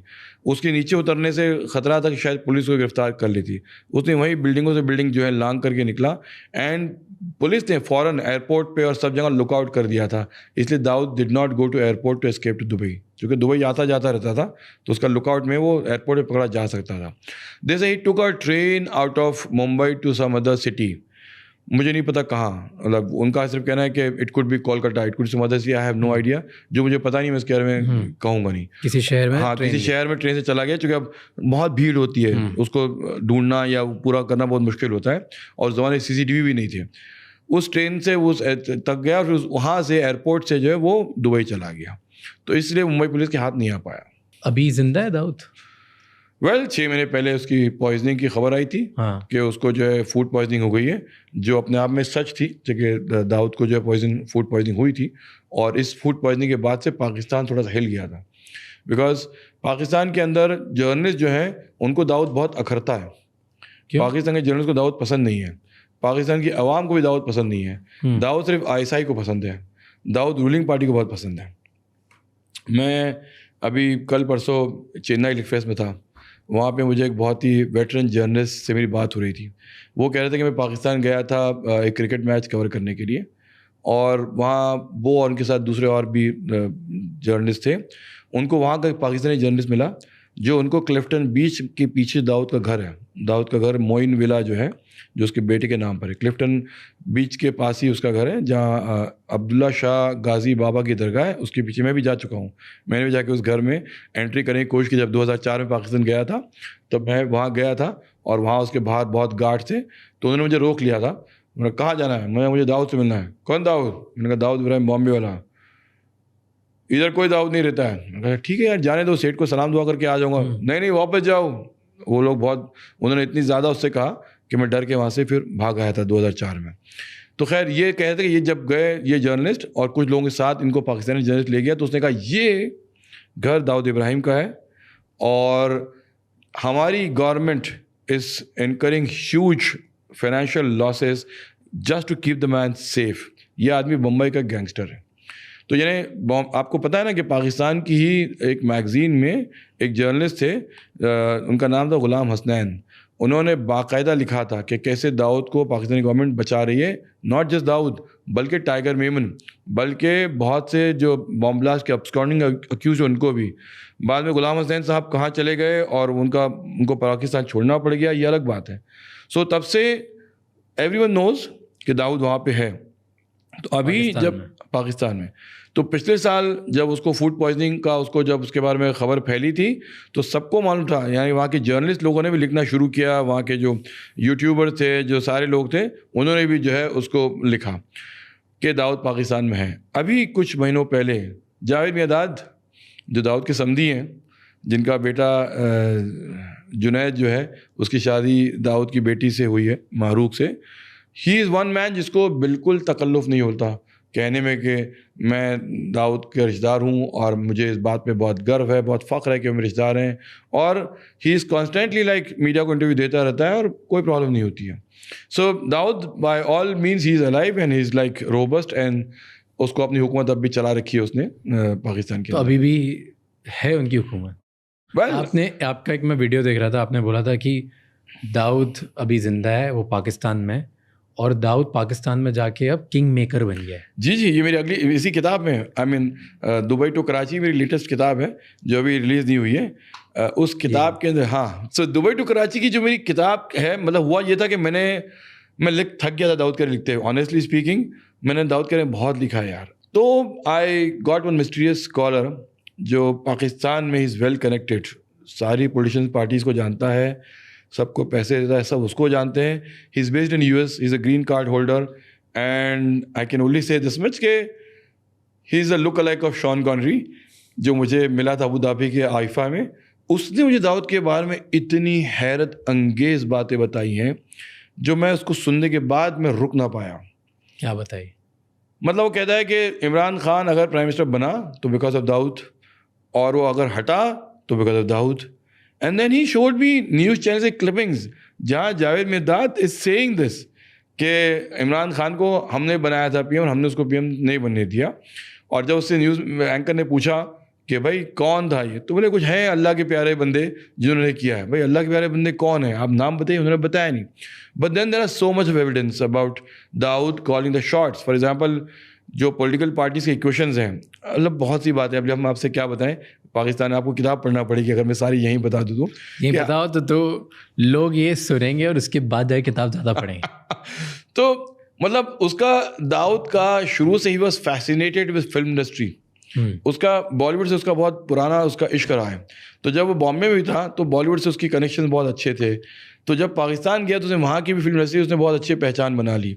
तो वहाँ की एक्ट्रेसेस से उसके अफेयर तो बहुत मशहूर हैं, और फिल्मों में भी उसका जो एक प्रोडक्शन का जो उसका शौक होता है उसने वो भी रखा है फिल्मों के अंदर. तो वो इंडस्ट्री में उसका कनेक्शन, फिर उसका जो है साथ साथ में क्या कहते हैं कि वहाँ की पॉलिटिक्स, दो चीज़ें जिसको जो बहुत पसंद है उसको, फिल्म और politics. Because politics is power. अगर आपने पॉलिटिशियंस को अपने कंट्रोल में कर लिया तो आप जो है फिर उस देश को रूल कर सकते हैं.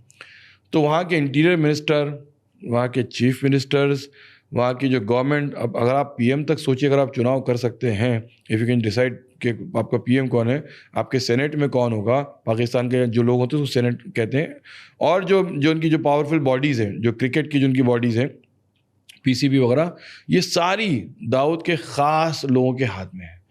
That's how we call shots in Pakistan. तो यानी हुआ ये है कि वो सारे लोग हैं पाकिस्तान में जो अपने आप को मतलब डेमोक्रेसी का बादशाह कहते हैं, but all these are puppets in the hand of Dawood Ibrahim. अब यह कि जो वहाँ से शुरू से होते होते आज दाऊद इब्राहिम इस पावर पे आ गया है कि he can call shots in Pakistan, जिसको चाहे उठाए, जिसको चाहे बिठाए, व्हाटएवर. तो अब वो किंग मेकर पाकिस्तान में बन चुके हैं. जी हाँ, बिल्कुल. He is become a king maker now. तो पाकिस्तान यू थिंक कि वहाँ की गवर्नमेंट टेक्निकली वही चला रहे हैं? Of course it's, I mean मैंने कहा कुछ चीज़ें जो हैं वो लिखित रूप में नहीं होती हैं, बट कुछ फैक्ट्स अपने आप में होते हैं. एंड ऐसे क्या किया उन्होंने कि वो जब वहाँ जाके सब चला रहे हैं? सिर्फ प्योरली मनी? दुनिया में sir the whole thing is ना बीवी ना बच्चा, ना बाप बड़ा ना भैया. होल थिंग इज सबसे बड़ा रुपया. Pakistan is a bankrupt country. उनकी economic is in shambles. They are not able to somehow take care of their economy. उनका प्रॉब्लम देखिए कि उनके यहाँ कितने सारे मसाइल हो रहे हैं. इसका प्रॉब्लम ये है कि उनके यहाँ करप्शन किस कदर ज़्यादा है. यानी आप हर प्राइम मिनिस्टर को देखिए, वो करप्शन से भरा हुआ है. आप देखिए कि उनके यहाँ गवर्नमेंट की स्टेबिलिटी होती ही नहीं है. यानी जब इमरान खान, जब उन्होंने अपनी गवर्नमेंट जब चलाई थी, उन्होंने तहरीक इंसाफ के नाम से जो उन्होंने पार्टी चल रही थी, लोगों को एक नई उम्मीद जगी थी. लेकिन फिर इतना बड़ा स्कैम हो गया उनके ऊपर, अब्दुल कादिर का जो स्कैम चल गया, वो खुद रह नहीं पाए. तो और उसके the way Imran Khan was involve in it, वो अजीब था वो खुद. तो माई पॉइंट इज़ कि वहाँ जो करप्शन है ना, वो सबसे बड़ा प्रॉब्लम है उस कंट्री का. एंड दाऊद नोज, या उसको पता है कि कैसे करप्शन का फ़ायदा उठाना चाहिए. वो भारत में देख चुका है, तो उसने पाकिस्तान में उसको यूज़ कर लिया. Okay, divide Dawood for me in 3 parts. मेरे को 3 एरा के बारे में बताओ. दाऊद इब्राहिम मुंबई में, दाऊद इब्राहिम दुबई में और दाऊद इब्राहिम कराची में. ये एरा तीनों आपस में अलग क्या है? इन तीनों में उसके पावर की क्या कंडीशन थी? तीनों में उनका पैसे का फ्लो कैसा था? सी दाऊद जो है जब बॉम्बे में था तब वो एक बहुत छोटा सा स्ट्रगलिंग गैंगस्टर था. ही जब दाऊद से और जो जब गैंग भी उसकी थी उस वक्त भी he was part of the syndicate जहाँ साबिर बड़ा भाई था. दाऊद मतलब ही वॉज अ स्ट्रैटेजिस्ट. उसका दिमाग था, उसका शार्पनेस थी, लेकिन वो एक ऐसी गैंग थी जो बड़ी हो रही थी. तो बिटवीन 1974 जहाँ पे उनका पहला इस्टेब्लिश्ड ऑर्गेनाइज्ड क्राइम था, उसका दाऊद इब्राहिम ने जो पहला उस गैंग ने किया था, वहाँ से उसकी शुरुआत हुई. 1986 यानी 12 साल जो है उस वो लोगों ने एक बराबर गैंग फॉर्म नहीं हुई थी. लड़के थे, हाँ जा भाई उसको ठोक दे, हाँ जा उसको उठा ले, हाँ चल ये कर लेते हैं, हाँ चल उसका काम बजा देते हैं. ऑर्गेनाइज क्राइम नहीं था कुछ भी. ऑर्गेनाइज था बट एडहॉक. ओके, मतलब सब आदमी सब करेंगे. देयर इज एक जो है डिवाइडेड, कुछ उसके अंदर वो नहीं था, कोई डेलीगेटेड रिस्पॉन्सिबिलिटीज नहीं थी, सब थे, मतलब उसकी जो भी गैंग के अंदर लोग थे। और उसके बाद उसने गैंग को अपने एक्सपांड भी किया कि अपनी गैंग के अंदर जो यंग पार्टी जिसमें सिर्फ मुस्लिम लड़के थे, बाद में जब गैंग में बाद में नॉन मुस्लिम लड़के भी आ गए। फॉर एग्जाम्पल सुनील सावंत भी आ गया, छोटा रजन भी आ गया, और उसके बाद में सुभाष सिंह ठाकुर भी आ गया, लोग आ गए, तो काफ़ी गैंग एक्सपांड हो गई। वो गैंग बॉम्बे में 1986 में जब वो चला जाता है यहाँ से, उस गैंग को से लेकर के, और बाद में और लोग भी आते हैं, छोटा शकील उसको फॉलो करता है, छोटा रजन भी दुबई चला जाता है। सो दुबई वाला जो उसका टाइम है बिटवीन 1986 टू 1994, 8 साल का, ये वाला उसका रियल ग्रोथ है। Dawood Ibrahim became Dawood Ibrahim in Dubai. How? उस आदमी ने शायद वहाँ के जो लोग, दुबई के जो लोग थे, स्ट्रैटेजिस्ट थे, मैनेजर्स थे, शेख्स थे, या जो लोगों थे, उन लोगों ने उसको समझा दिया या उसने उसे सीख लिया कि इस गैंग को कॉरपोरेटाइज कर सकते हैं, it can run as mega corporation. अब उसने क्या किया ना, यहाँ से वो जो बॉम्बे में डोंगरी की गलियों में हो रहा था, इसको ठोक दे, इसको उठा दे, इसको ये कर दे, अब वो सब नहीं हो रहा है। अब ये हो रहा है कि उसने हिस्से बांट दिए हैं कि शरद शेट्टी जो है वो क्रिकेट बैटिंग देखेगा, अनीस इब्राहिम जो है वो फिल्म लाइन देखेगा, छोटे शकील जो है वो कहीं और से जाके वो प्रोटेक्शन रैकेट को हैंडल करेगा। Now there are people who are looking for him. Now अब जो बॉम्बे में अगर लोगों को सुपारी किलिंग करनी है या लोगों को मारना है, वो उसका एक पर्टिकुलर आदमी करेगा। This is what he did in Dubai.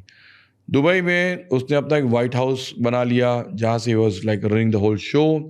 Dubai में अब जो एक्टिविटी होगी उसको दाऊद का अप्रूवल होना ज़रूरी है। फॉर एग्जांपल मैंने यहाँ से लोग जाते थे, फिल्म स्टार्स जाते थे शूटिंग के अंदर, और जब वो लोग वहाँ कोई कंसर्ट है या कोई वहाँ पे कोई बड़ा सा जो शूटिंग का सेट वेट है, they have to like meet Dawood Ibrahim. I mean, आपको पता है कि Dilip Kumar has met Dawood in Dubai, Rishi Kapoor has met Dawood in Dubai, ऐसे लोगों की वहाँ मुलाकात होती है। तो he was kind of hobnobbing with stars, with other influential people in Dubai, और वहाँ पे वो अपना मामला बढ़ाते जा रहा था। शायद वो दुबई से ना जाता, बिकॉज उसको दुबई बहुत अच्छा लग रहा था। 1993 के बॉम्ब ब्लास्ट के बाद में things became totally crazy for him. यानी इंडियन गवर्नमेंट ने एक्सट्रेडिशन के लिए जो है उन सारे गैंगस्टर्स को दुबई से यहाँ उनको चार के ला रहे थे। दाऊद वो उसको रियलाइज़ किया कि अगर मैं यहाँ रुका रह गया तो there might come a time कि जब वो अमेरिकन इन्फ्लुएंस को यूज़ करके इंडिया जो है उसको एक्सट्रैक्ट करके यहाँ बुला लेगी। सो तो उन्होंने क्या किया, फिर दाऊद ने जो है वो दुबई से माइग्रेट होना सोचा, और तब he went to Karachi. Now see to say कि दाऊद ने एक मास्टर प्लान बना रखा था और वो उसको प्लान करने वाला था, वो नहीं होने वाला था। He was just taking it as it comes. इसका मेन मोटिव था survival. He wanted to survive at every level. Mumbai में भी सर्वाइव करना चाह रहा था और दुबई में बड़ा तो हो रहा था। He was becoming rich, he was becoming more resourceful, लेकिन तब भी सर्वाइवल ही था। वो पूरी तरह से वेल एंट्रेंच्ड वहाँ नहीं हो गया था। जब उस पर दुबई में देखा कि अब उस पर गाज गिरने वाली है और उसको इंडियन गवर्नमेंट एक्सट्रैक्ट शायद कर जाए, ही मूव टू पाकिस्तान, यानी against survival. He has become bigger. उसने अपनी कंपनी को बड़ा कर लिया है, डिपार्टमेंट पैदा कर लिए, अपने अलग अलग लोगों को डेलीगेट कर दी रिस्पॉन्सिबिलिटी उसकी। अब वो बहुत ही ऑर्गेनाइज तरीके से काम कर रहा है। But then he can't stay in Dubai anymore. वो कराची चला गया। कराची के शुरू के साल उसके लिए बहुत प्रॉब्लम थे। बिटवीन 94 और 98 तक Dawood was not totally well established in the sense के सबसे पहले he face the hostility of the local mafia. देखिए, आपको बता देंगे पूरे वर्ल्ड में पाकिस्तानी माफिया फैली हुई है, और पूरे वर्ल्ड के अंदर जो है, यहाँ आप अगर यूएस में भी जाइए, यूएस की जेलों में भी जाइए, आपको पाकिस्तानी क्रिमिनल सब जगह मिलेंगे। अब अगर जिन लोगों ने फॉरेन कंट्रीज़ में अपनी माफिया को इतना बढ़िया इस्टेब्लिश कर दिया है, तो उन्होंने अपने खुद के कराची में उन्होंने क्या किया होगा। Karachi again is a port city, it's like Bombay, तो इन्हें बहुत सी चीज़ें बॉम्बे के अंदर वहाँ मिली हुई हैं। तो वहाँ का एक जाट माफिया जो है, जो वहाँ के अंदर जो है एक से एक लोग हैं, पंजाबी माफिया, जाट माफिया, सारे लोग जो वहाँ पे लोग हैं पाकिस्तान के अंदर, वहाँ पे वो लोग अपना खुद का एक इस्टेब्लिश किए हुए हैं। सडनली दाऊद इब्राहिम करके एक आउटसाइडर आ जाता है, एक बॉम्बे का गैंगस्टर आ जाता है, और वो आके देखता है कि उसको पाकिस्तानी रेंजर्स सिक्योरिटी दे रहे हैं, उसको आर्मी वाले सिक्योरिटी दे रहे हैं। तो नेचुरली एक हॉस्टिलिटी होती है, they don't want to welcome with open arms. मतलब अगर वो काम भी कर रहा है तो गवर्नमेंट का कर रहा है, हमारे साथ में हमारा हिस्सा क्यों ले रहा है? तो दोज इनिशियल ईयर्स जो उसको प्रॉब्लम हुए थे वहाँ पे इन लोगों से करने में, वो because of this local mafia. But once when these mafia were threatened, warned and clearly told कि he is a special guest for us and he's here to stay and we are going to protect him, you guys better watch out. अब अगर तुम लोग मतलब उसको सताओगे तो then he kind of getting entrenched। तब उसके बाद इन लोगों ने अपना डिस्टेंस मेंटेन कर लिया और तब दाऊद जो बड़ा होने लगा। अब जब ये लोगों ने उसको तकलीफ देना छोड़ दी, गवर्नमेंट पूरी तरह से आ गई, इन्होंने देखा कि अब अमेरिकन जो है वो इन्फ्लुएंस को लोग हैंडल कर सकते हैं, इंडिया का प्रेशर संभाल सकते हैं, तब फिर पाकिस्तानी गवर्नमेंट पूरी तरह से उसके साथ होने लगी। अब फिर ऐसा होने लगा कि क्रिकेटर्स, यानी आपको पता है पाकिस्तानी क्रिकेटर्स भी दाऊद से बहुत क्लोज थे। सो उसमें इन लोगों ने उससे क्लोज होते होते अब ऐसा हो गया कि फिर आई थिंक समवेयर अराउंड 2004-2005 के आसपास जावेद मिर्दाद की और दाऊद की बेटों की बच्ची की शादी हो गई। मतलब दाऊद की बेटी मारूक और जावेद मिर्दाद का बेटा जुनैद, इन दोनों की शादी हो गई। This was now known to the whole world कि क्रिकेटर लाइक जावेद मिर्दाद का बेटा उससे शादी कर रहा है। तो ये अब फैलने लगी। यहाँ पे दाऊद ने पाकिस्तान के अंदर ये देख लिया कि मैं बिज़नेस कर सकता हूँ, मैं पैसे कर सकता हूँ, मैं आई कैन गेट एवरीथिंग। मतलब मैं पाकिस्तान की फिल्म इंडस्ट्री को भी चला रहा हूँ, और हालांकि एक स्टेज तक वो इंडिया की इंडस्ट्री में पैसे इन्वॉल्व थे उसके। यानी आपको पता है वो जो चोरी चोरी चुपके चुपके का जो यहाँ पे एक स्कैंडल हुआ था, जहाँ पे नाजिम रिजवी हुआ छोटा Shakeel's guy and they were producing the movie, तो वो उन्होंने बाकायदा क्राइम ब्रांच ने उस रैकेट को बस्ट किया था। तो उसके बाद उनको लग गया कि वो लोग इंडियन फिल्म इंडस्ट्री के अंदर हाथ पैर नहीं मार सकते हैं। So they kind of retracted. So they thought कि अब हमको जो भी करना है वो पाकिस्तानी इंडस्ट्री में करना है, तो सारा बिजनेस। देन व्हाट हैपेंड कि उसने क्रिकेट में जो वहाँ पे जो बैटिंग होती है और वहाँ जो उसके अंदर करना है वो वहाँ करने लग गया। Not just that, Dawood Ibrahim ने पाकिस्तान के अंदर गुटखा भी इंट्रोड्यूस कर दिया। Fire brand gutkha belong to Anees Ibrahim of Dawood. यानी आप सोचिए, उसने अपनी जड़ें पाकिस्तान के अंदर पूरी तरह से इस्टेब्लिश कर ली। तो गुटखा हो, क्रिकेट हो, फिल्म इंडस्ट्री हो, वुमनाइजिंग विद एक्ट्रेसेस हो, हर चीज़ में दाऊद का हाथ हो गया। और फिर दाऊद को जो लोगों ने उसकी इन्फ्लुएंस देखी तो पॉलिटिशियंस जो है उसके करीब भी आने लगे और फिर उससे फेवर्स लेने लगे। मतलब मेरे एक दोस्त ने कहा था कि जब वो दाऊद से कभी मिलने जाता था तो वो देखता था कि दाऊद के रिसेप्शन हॉल में कोई ना कोई प्रोविंस का बड़ा सा एक चीफ मिनिस्टर बैठा वेट करता होता था। इमेजिन, आप खाली इमेजिन कीजिए कि कोई चीफ मिनिस्टर जो अपने आप में इतना बड़ा पावरफुल आदमी होता है, वो दाऊद के बाहर जो है वेट कर रहा है। दैट इंडिकेट के उसका पावर कितना पाकिस्तान में हो गया था। वंस ही रियलाइज दिस, उसने ये वाला इक्वेशन क्रैक कर लिया कि मुझे इन सब को जो है अगर अपने हाथ में रख लिया और मैं यहाँ पे अपना पावर बढ़ा सकता हूँ, तो फिर अपने पावर को एक्सपांड करने लगा। तो पाकिस्तान का दाऊद इब्राहिम जो है, he became more of a king maker, power broker या influential in other ways than what we saw in Dubai and what we saw in Mumbai. तो वो वाला आदमी जो था वो king maker, he is kind of become a real guy. अब आप ये सोचिए, छोटा सा मिसाल खाली आपको मैं दूं कि 2004 में यूएस ट्रेजरी डिपार्टमेंट ने दाऊद को ग्लोबल टेररिस्ट घोषित कर दिया है। आप और हम इस वक्त 2025 में बैठे हैं, 21 साल हो गए उनको बैठे हुए, और उसके बाद भी उनको पता है दाऊद जो है वो पाकिस्तान में मौजूद है, बट उसका कुछ कर नहीं पा रहे हैं। यानी मेरा कहना है कि यूएस ने अपने डीए जो लोग हैं उनको बिठा रखा है, सीआईए वहाँ मौजूद है पाकिस्तान में। अभी जब दुबई में शादी हुई थी उनको सबको पता था कि यहाँ सब कुछ हो रहा है, बट उसके बाद भी वो लोग उसको हटा नहीं पाए। मैं जब यूएस गया था वाशिंगटन, और हमने जो उस प्रोग्राम के अंदर जो है रिचर्ड बाउचर करके जो वहाँ की ब्यूरोक्रेट थे, जब उन्होंने उनका सेशन था तो मैंने उससे सवाल किया था कि आप जब टेरर के ख़िलाफ़ आपने बाकायदा एक जंग छेड़ दी आपने, तो आप दाऊद इब्राहिम को जो एक ग्लोबल टेररिस्ट है आप उसको क्यों नहीं एक्सट्रैडिट कर रहे हैं, उसको कुछ क्यों नहीं कर रहे हैं। मैं आज तक हैरान हूँ, मतलब इस सवाल जवाब को तकरीबन 10-15 साल हो गए हैं। मिस्टर बाउचर ने कहा कि हु सेज के there are no bad guys in India. हमें बैड गैदर एवरीवेयर, तो हो सकता है कि दाऊद पाकिस्तान में होगा, बट आपके लोकल लोग भी प्रॉब्लम करते हैं। आप देखिए ट्रेन ब्लास्ट में कौन था? दाऊद थोड़ी था ट्रेन ब्लास्ट के अंदर, दूसरे आपके लोग थे। I was totally flummoxed by this kind of reaction by an American bureaucrat. तो सवाल ये है कि 21 साल में दाऊद को पाकिस्तान में कोई उसका बाल नहीं बाका कर पाया, बिकॉज ISI इसको प्रोटेक्ट कर रही है, आर्मी प्रोटेक्ट कर रही है, और हर रूलिंग डिस्पेंसेशन जो भी आती है, चाहे वो प्राइम मिनिस्टर हो, चाहे वो वहाँ का कोई प्रेसिडेंट हो। फॉर एग्जांपल जनरल मुशर्रफ जब आया तो बहुत बड़ी बातें कर रहा था, मैं ये कर दूंगा, मैं वो कर दूंगा, पूरे देश को क्लीन कर दूंगा, बट बाद में क्या हुआ? किसी ने उसका कुछ नहीं बिगाड़ा, वो वहीं है।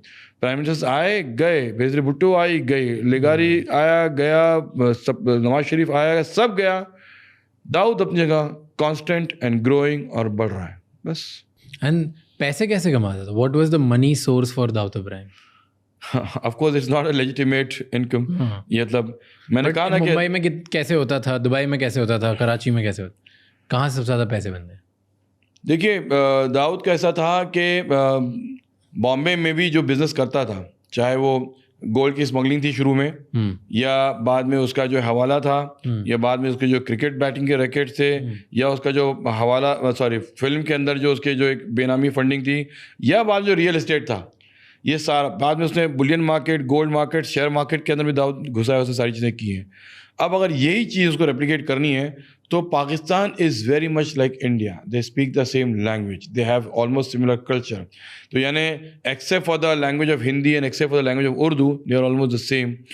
तो यानी करप्शन का लेवल दोनों का, और दोनों को पैसे का एक चीज़ जैसी है। दाऊद ने इसी चीज़ को एग्जैक्टली, दुबई में हालांकि मामला अलग था, वहाँ पे he was doing things differently, वो उस तरह से नहीं कर पा रहा जैसे दुबई की जो मार्केट्स हैं वहाँ उसको रियल एस्टेट में था, but he could not get that kind of free hand. या होटल इंडस्ट्री में था, बहुत कुछ नहीं कर पा रहा था, गोल्ड स्मगलिंग में उतना कुछ उसका हाथ नहीं था। तो यानी कुछ भी कहिए, ही वॉज समहाउ स्टाइफल्ड, एक बंदिशें उसके ऊपर थी जो पाकिस्तान में नहीं थी। पाकिस्तान में जाकर के वो बाकायदा, यानी उसने ऐसी कुछ कंपनीज जो हैं खोल दी, शुरू कर दी, जो कहने के लिए सॉफ्टवेयर कंपनी थी, जिनको सिर्फ एक्सक्लूसिव इस बात के परमिट्स थे कि he can import software from anywhere. लेकिन जब वो आती थी वहाँ से कहीं से, तो उस सॉफ्टवेयर के अंदर गोल्ड आता था। तो मतलब मेरा कहना, लैप जो मशीन्स कंप्यूटर की, इलेक्ट्रॉनिक्स, हाँ इलेक्ट्रॉनिक्स की जो मशीन थे, चाहे वो CPU हो, चाहे वो आपका मॉनिटर हो, चाहे आपका लैपटॉप हो, जो भी चीज़ें, उन डब्बों के अंदर, यानी एक सॉफ्टवेयर कंपनी है वो चला रहा है, वो उस कंपनी के तहत जो चीज़ें इंपोर्ट होकर आ रही हैं सारी, उसके अंदर गोल्ड आ रहा है। तो यानी ये सिर्फ दाऊद कर सकता है। वहाँ पे उसको पता है कि यहाँ पे भी अगर कस्टम जो है डब्बा नहीं खोल के देखती है, वहाँ भी डब्बा खोल के नहीं देखती है, अगर उस कंपनी का है आने दो। फिर उसने वहाँ पे एक एक्सचेंज बनाया, मनी एक्सचेंज बनाया, जो मनी एक्सचेंज उसका एग्जैक्टली यहाँ पे मुंबई में भी था।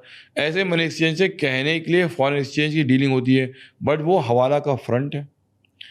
फिर रियल इस्टेट जो उसने वहाँ पे बनाई है, वो रियल इस्टेट जो है वहाँ पे बाकायदा बड़ी से बड़े जो उसने कॉम्प्लेक्सेस बनाए हैं, और उसके अंदर उसका पार्टनरशिप है उसके अंदर। तो माय होल पॉइंट इज़ कि ये जो सारी जो करने लगा है, वो वहाँ पे बड़े पैमाने में करने लगा है। ऐसे ऐसे कॉम्प्लेक्सेस जहाँ पे 400 करोड़ के, जो पाकिस्तानी रुपयों के 400 करोड़ रुपए तक के जो है टर्नओवर की चीज़ें उसने की हैं वहाँ पे पाकिस्तान के अंदर।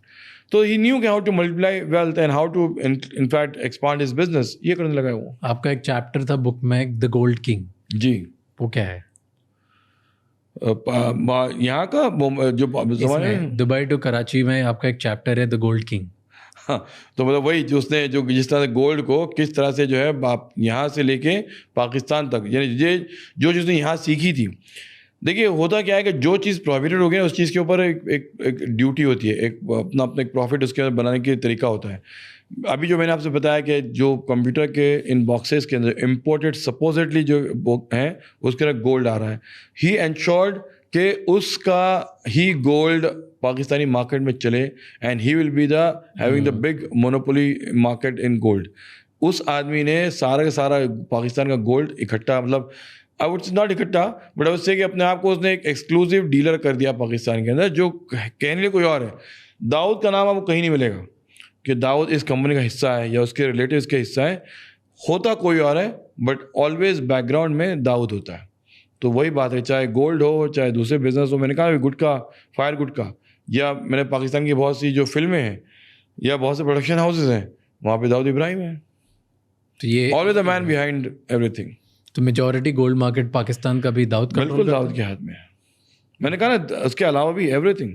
दाऊद इब्राहिम का पर्सोना को जो आप डिस्कस करेंगे, उसके आसपास क्या हुआ, उसके आसपास कौन लोग थे। फॉर एग्जांपल छोटा राजन एक ऐसा गैंगस्टर था जो बॉम्बे में दाऊद के लिए उसकी वफादारी से साथ उसके बड़ा हुआ, और फिर वफादार होकर के वो उसको जो है दाऊद को बड़ा करना था।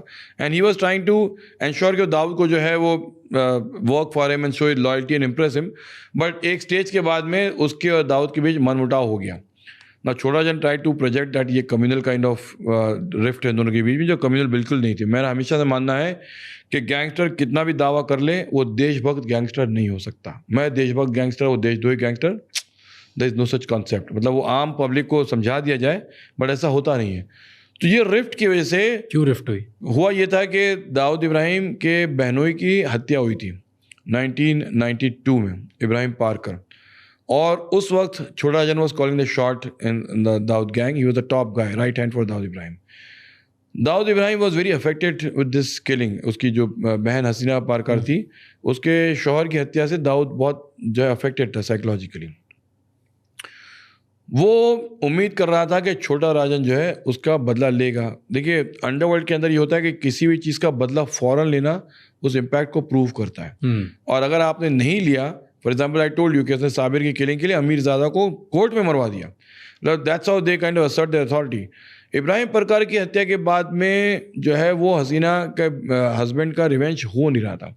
And Chhota Rajan was maybe not getting the lead, या maybe was too busy with booze and babes. तो उसको जो है वो यहाँ फोकस हुआ नहीं उसका। This kind of made an opening for other people who are aspiring for Chhota Rajan's position. तब उन्होंने दाऊद के कान भरे। अब यह आदमी होता है कि जितना आदमी बड़ा होता है उतने कान का कच्चा होता है। जब दाऊद के कान में लोग भरने लगा, रे भाई वो तो लड़कियां लेके बैठा है, वो तो दारू पी रहा है, वो तो ध्यान नहीं दे रहा है, और फिर इब्राहिम भाई का कौन बदला लेगा।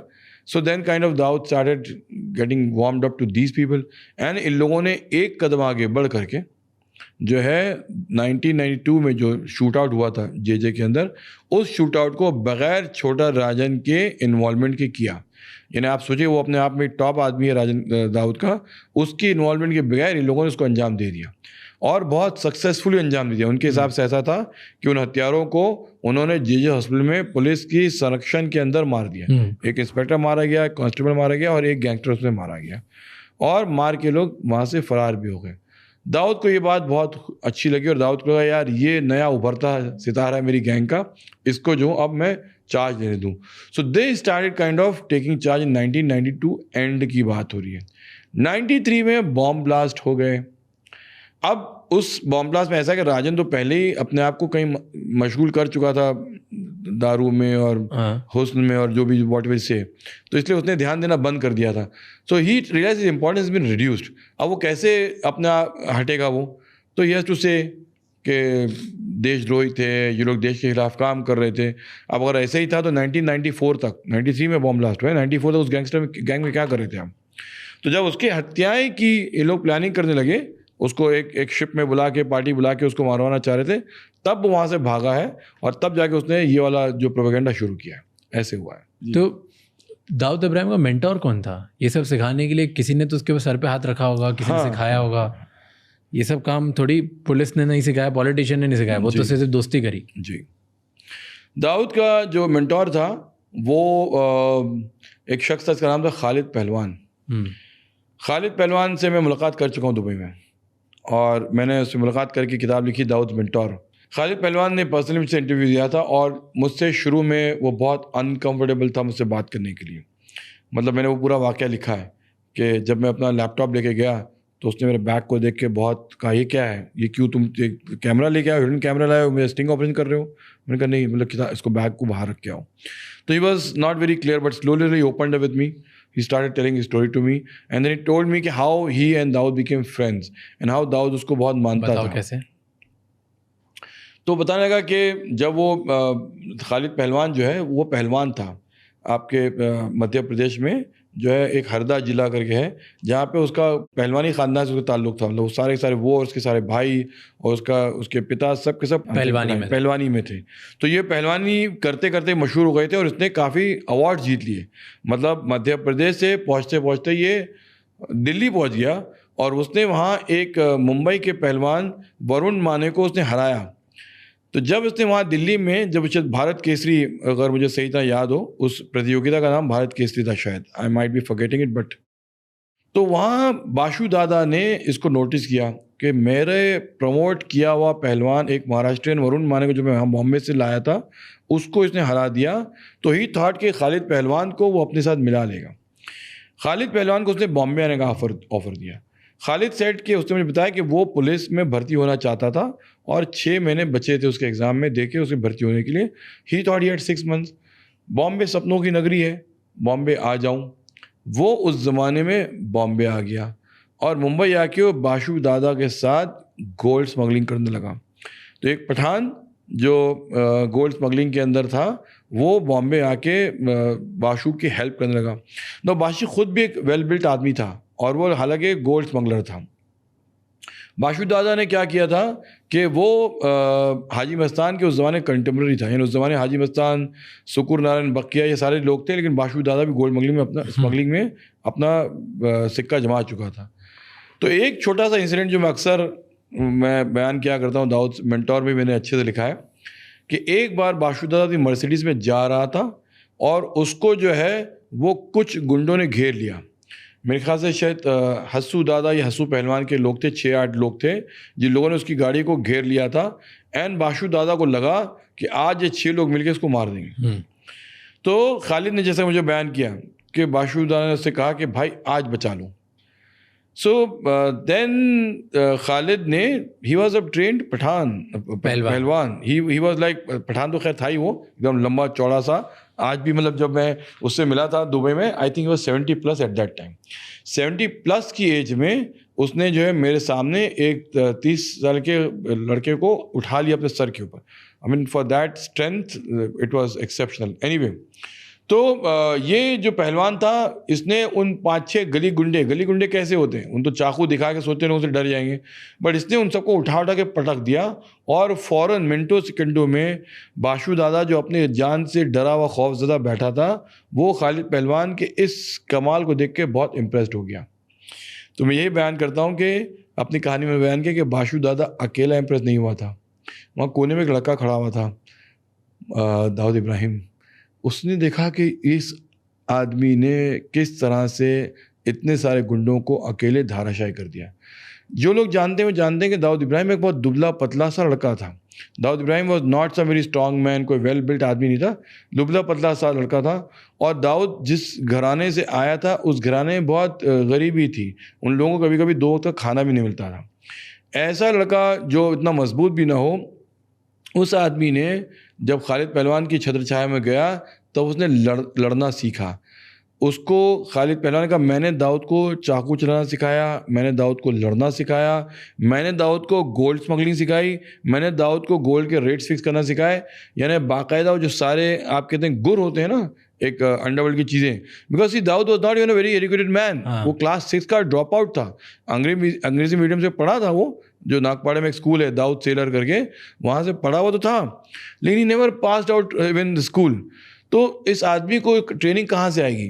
तो अकॉर्डिंग टू खालिद पहलवान, मैंने सारी चीज़ें दाऊद को सिखाई। तो that's how he is Dawood's mentor. उसने दाऊद को सारी चीज़ें सिखाई। अब दाऊद ने उस चीज़ को सीख करके, अच्छा शागिर्द वही होता है ना जो कुछ चीज़ें अपने गुरु से सीखने के बाद में कुछ चीज़ें अपने खुद ऐड करके बड़ी करें, तो दाऊद ने बाद में उसको और मल्टीप्लाई कर दिया अपने टैलेंट को। आज तक वो साथ में नहीं। There came a point when somehow Daud and Khalid didn't see eye to eye. उन दोनों के बीच कॉन्फ्लिक्ट हो गया। क्या मतलब I think it was about money. And जहाँ तक मेरा अंदाज़ा है, एक थी जेनाबाई दारूवाली। आई टोल्ड यू ना कि औरतों का मसला अजीब होता है। मतलब कहाँ तो एक इश्क में 2 दोस्तों को लड़ा देती है और कहाँ किसी को मरवा देती है। यहाँ पे जेनाबाई दारूवाली वॉज पुलिस इन्फॉर्मर। जेनाबाई दारूवाली को दाऊद अपनी मासी बोलता था, जेना मासी बोलता था। Jena Masi was a friend of Dawood's mother. जो आमिना उसका नाम था, वो और जिना भाई दोनों की दोस्ती थी। दाऊद उसको मासी बोलता था। She was also police informant. तो पुलिस से मतलब कनेक्शन कैसे होगा? अगर एक जगह आप माल पकड़ाएंगी तो पुलिस उस पर ज़्यादा भरोसा करेगा उसके। तो जिना मासी यही क्या करती थी। इसके एक दो बार टिप ऑफ से खालिद का कुछ माल पकड़ा गया। सो समहाउ दाऊद और खालिद के बीच में कुछ इस किस्म की बातें पैदा हुई कि क्या हुआ, मतलब जिना उसकी मासी है, माल पुलिस पकड़ रही है, तो कौन कर रहा है।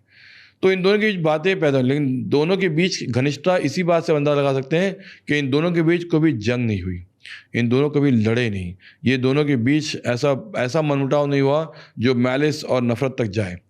इन लोगों ने आपस में तय कर लिया कि इट्स बेटर कि हम लोग जो है अलग अलग हो जाएं, साथ में रहकर झगड़े हो रहे हैं। तो Khalid before bomb blast he move to Dubai, और वो आज भी दुबई में है, but they both never came in the same path. दोनों एक दूसरे कभी लड़े नहीं और दोनों में बहुत दोस्ती रहती है दोनों के आज भी, मतलब according to Khalid they both still on very cordial terms with each other. आज आपको लगता है कि in today's era and today's world Dawood Ibrahim जैसा क्रिमिनल बनना पॉसिबल है? कोई बन रहा होगा अभी?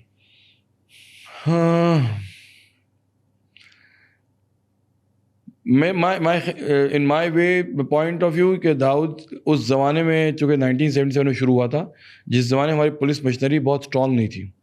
We did not have technology, we did have WhatsApp surveillance, हमारे पास सब कुछ नहीं था। एग्जैक्टली। तो इसलिए वो आदमी का बड़ा बन जाना आसान था। आज के ज़माने में दुनिया ने इतना प्रोग्रेस कर लिया है, आज हमारी विजिलेंस इस कदर ज़्यादा तेज़ हो गई है, हमारी एजेंसीज इतनी ज़्यादा नज़र रखने लगी हैं, अब किसी ऐसे आदमी को बड़ा बनने नहीं दिया जाएगा। It's not possible unless the state themselves want an official gangster for some dirty work। तब तक तो ऐसा कोई आदमी वहाँ तक नहीं पहुँचेगा।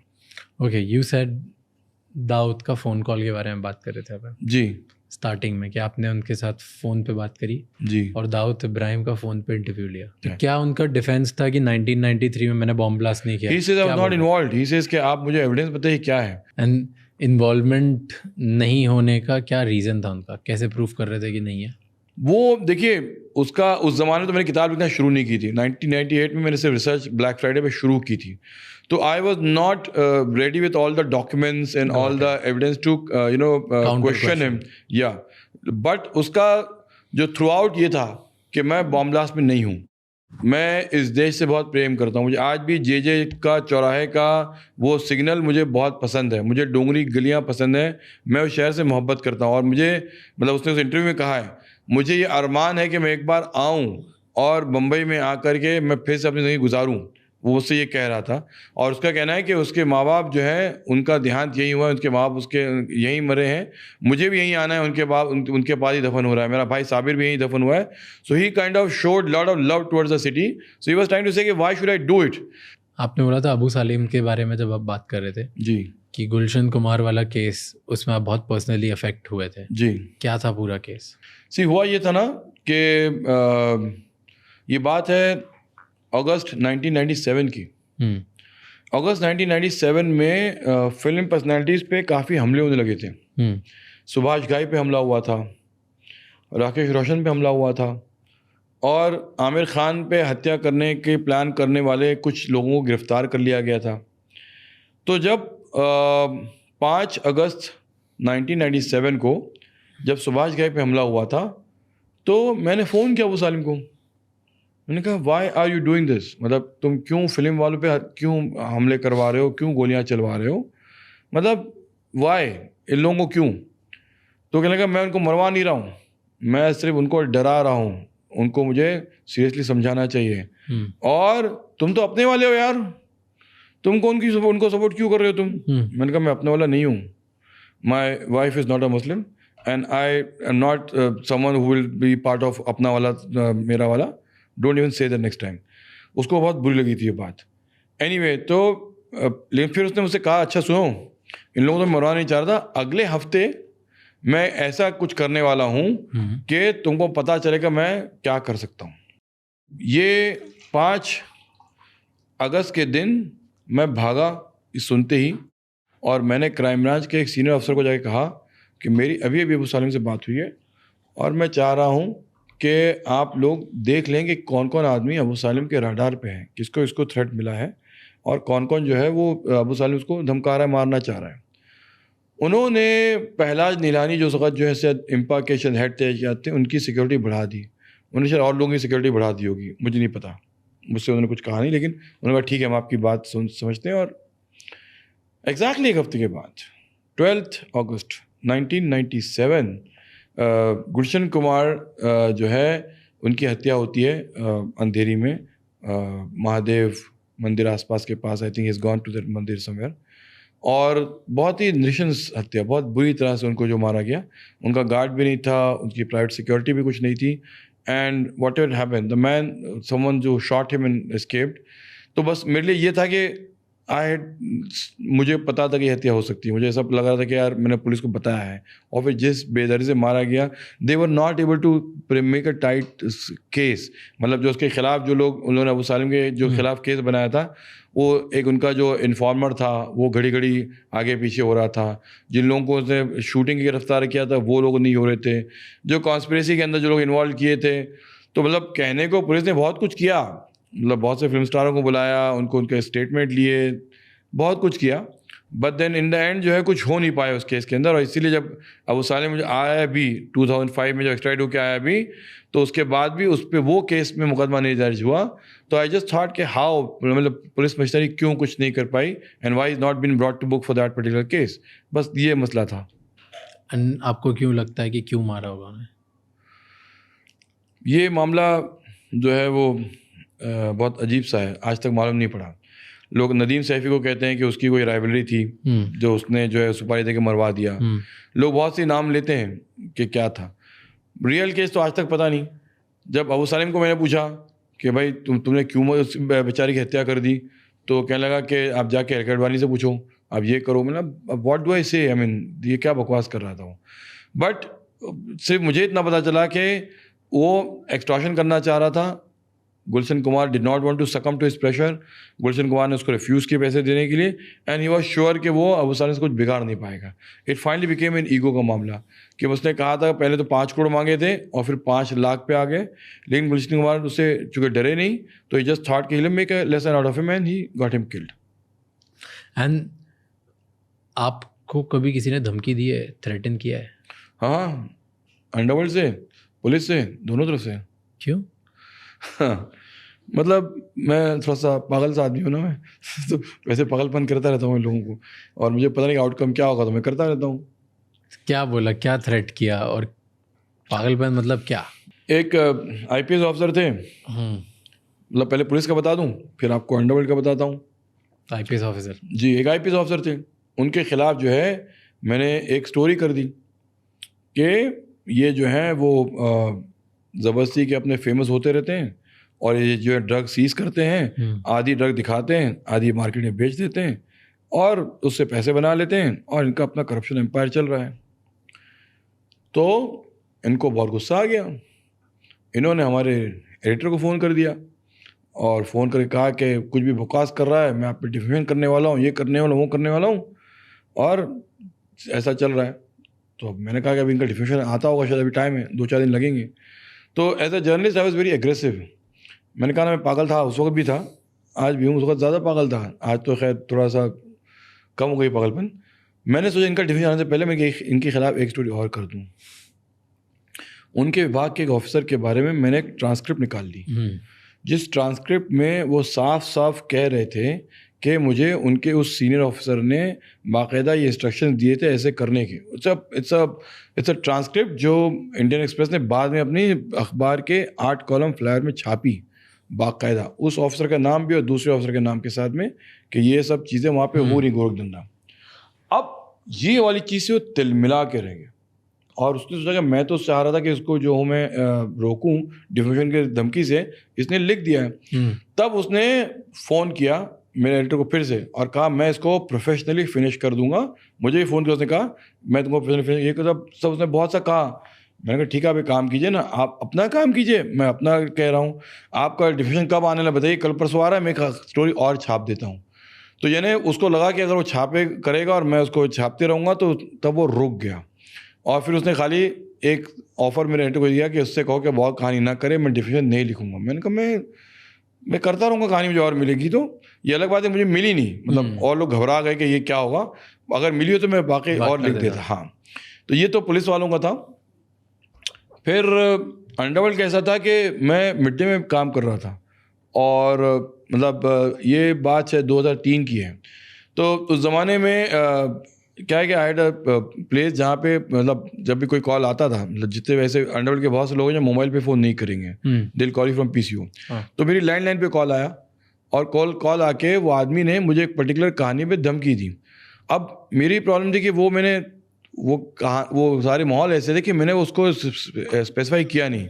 मैंने उस ज़माने में एक कहानी की थी कि how at that time ruling government का जो होम मिनिस्टर था, he was inaugurating an office Dongri में। एक सलीम पटेल करके था जो हसीना परकार का ड्राइवर था, उसके जगह पे उसकी प्रॉपर्टी में वो अपनी पार्टी का ऑफिस इनॉग्रेट कर रहा है।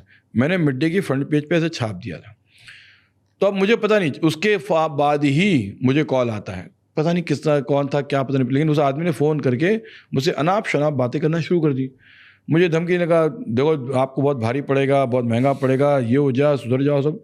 अब मैं पहले सुनता रहा, क्योंकि मैंने कहा अभी जो बकवास आदमी करने वाले होते हैं, एक और स्टॉक खत्म हो जाए, मेरा काम हो जाएगा। फिर जब बोल चुका और मुझे जब कुछ फ़र्क नहीं पड़ा, मैंने कोई डर वर दिखा, नहीं करूँगा, ऐसे हुआ नहीं। तो मुझे पता है आपका एक बेटा भी है और हम देखो कुछ भी कर सकते हैं।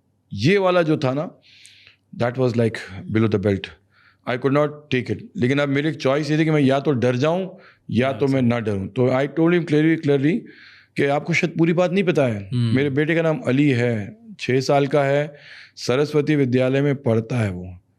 तो अब जो इतना सा बता दिया तो वो आदमी थोड़ा सा हैरान हो गया, और तब उसके बाद उसने एक वर्ड नहीं कहा। यानी मैंने सिर्फ सुना कि वो 10 सेकंड शायद और था, गुस्से में उसकी मुझे सांसें तेज चलने की आवाज़ आ रही थी, बट ही काइंड ऑफ अस्कैद केप्ट द फोन डाउन। यहाँ से वो जो है एक धमकी आई थी, जो उसके बाद और लोगों ने धमकी नहीं दी मुझे। डू यू थिंक आज भी अंडरवर्ल्ड एग्जिस्ट करता है? दाऊद है, शकील है, राजन है, तो सारे गैंग्स तो आज भी हैं, लोग तो हैं, मतलब उनके लोग हैं, they are not as active. But अभी भी कोई एक्टिविटीज हो रही है, क्राइम होता है, परफॉर्म कर रहे हैं, हाँ, अब छोटे मोटे लोग हैं जो छोटी चीज़ें। अब लोग बाय एयर जो है, जो गोल्ड स्मगलिंग होती है, बाय एयर जो ड्रग्स होते हैं, बाय एयर जो एक्सपेंसिव फार्मास्यूटिकल्स होते हैं। आपको पता है इस वक्त कस्टम्स जो है वो सबसे बड़ा सीजर जो होता है उनकी, वो लाइफ सेविंग ड्रग्स हैं जो इंडिया में बहुत महंगी होती हैं और बाहर से लोग बहुत सस्ते में ला के उसको यहाँ पे बेचते हैं। तो इस किस्म की चीज़ों की स्मगलिंग होती है अब भी, लेकिन एयर से होती है, लेकिन अब ये गैंग वाइज नहीं होती है, ये छोटा छोटा कार्टेल्स होता है जो यहाँ फैला वो लोग करते हैं। ओके, प्रॉपर अंडरवर्ल्ड जैसे बनावा नहीं, अब बना हुआ जैसा नहीं है। Right. And what are your opinions on Lawrence Bishnoi और ये सब जो करते हैं? लॉरेंस बिश्नोई एक कॉन्सेप्ट है। ऐसे कॉन्सेप्ट को जो है लोग कभी कभी जो है इस्तेमाल करते हैं ताकि कुछ लोग अपनी अपनी हदों में बाकी रहें। I will only say that much. मतलब एक्सप्लेन करो। मतलब आई एम टोटली सरप्राइज्ड कि लॉरेंस बिश्नोई एक जेल में है, हाई सिक्योरिटी प्रिजन में है।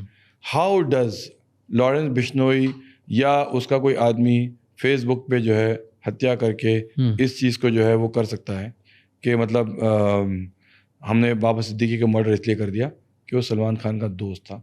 And how nobody kind of find out this thing. किसी ने कहा बोला और इन लोगों ने उनको अरेस्ट कर लिया और उस चीज़ को अपने इन्वेस्टिगेशन का हिस्सा मान लिया।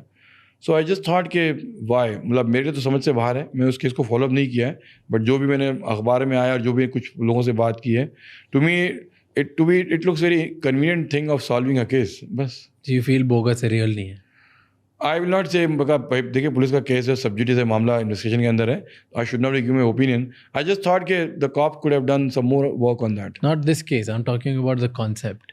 आपने बोला एक कॉन्सेप्ट है, तो कॉन्सेप्ट मतलब बोगस है, ये रियल नहीं है। अब कॉन्सेप्ट ये होता है कि देखिए, माई पॉइंट इज के you will kill a politician only because he is a friend of someone. मतलब मुझे ये बात हजम नहीं होती है, एंड आई एम श्योर औरों को भी हजम नहीं होगी कि आप किसी के दोस्त को क्यों मार दे रहे हैं। दूसरी बात, मेरा मानना यह है कि बिश्नोई समाज, मतलब उनकी सबसे बेहतरीन बात यह है कि दे आर एनवायरमेंटलिस्ट। मतलब उनके बुजुर्गों ने अपनी जानें क्यों दी हैं पेड़ बचाने के लिए, उनके बुजुर्गों ने जान दिए हिरन के बच्चों को बचाने के लिए शिकारियों से, उनके बुजुर्गों ने अपनी जिंदगियों का बलिदान किया है बड़ी बड़ी चीज़ों के लिए।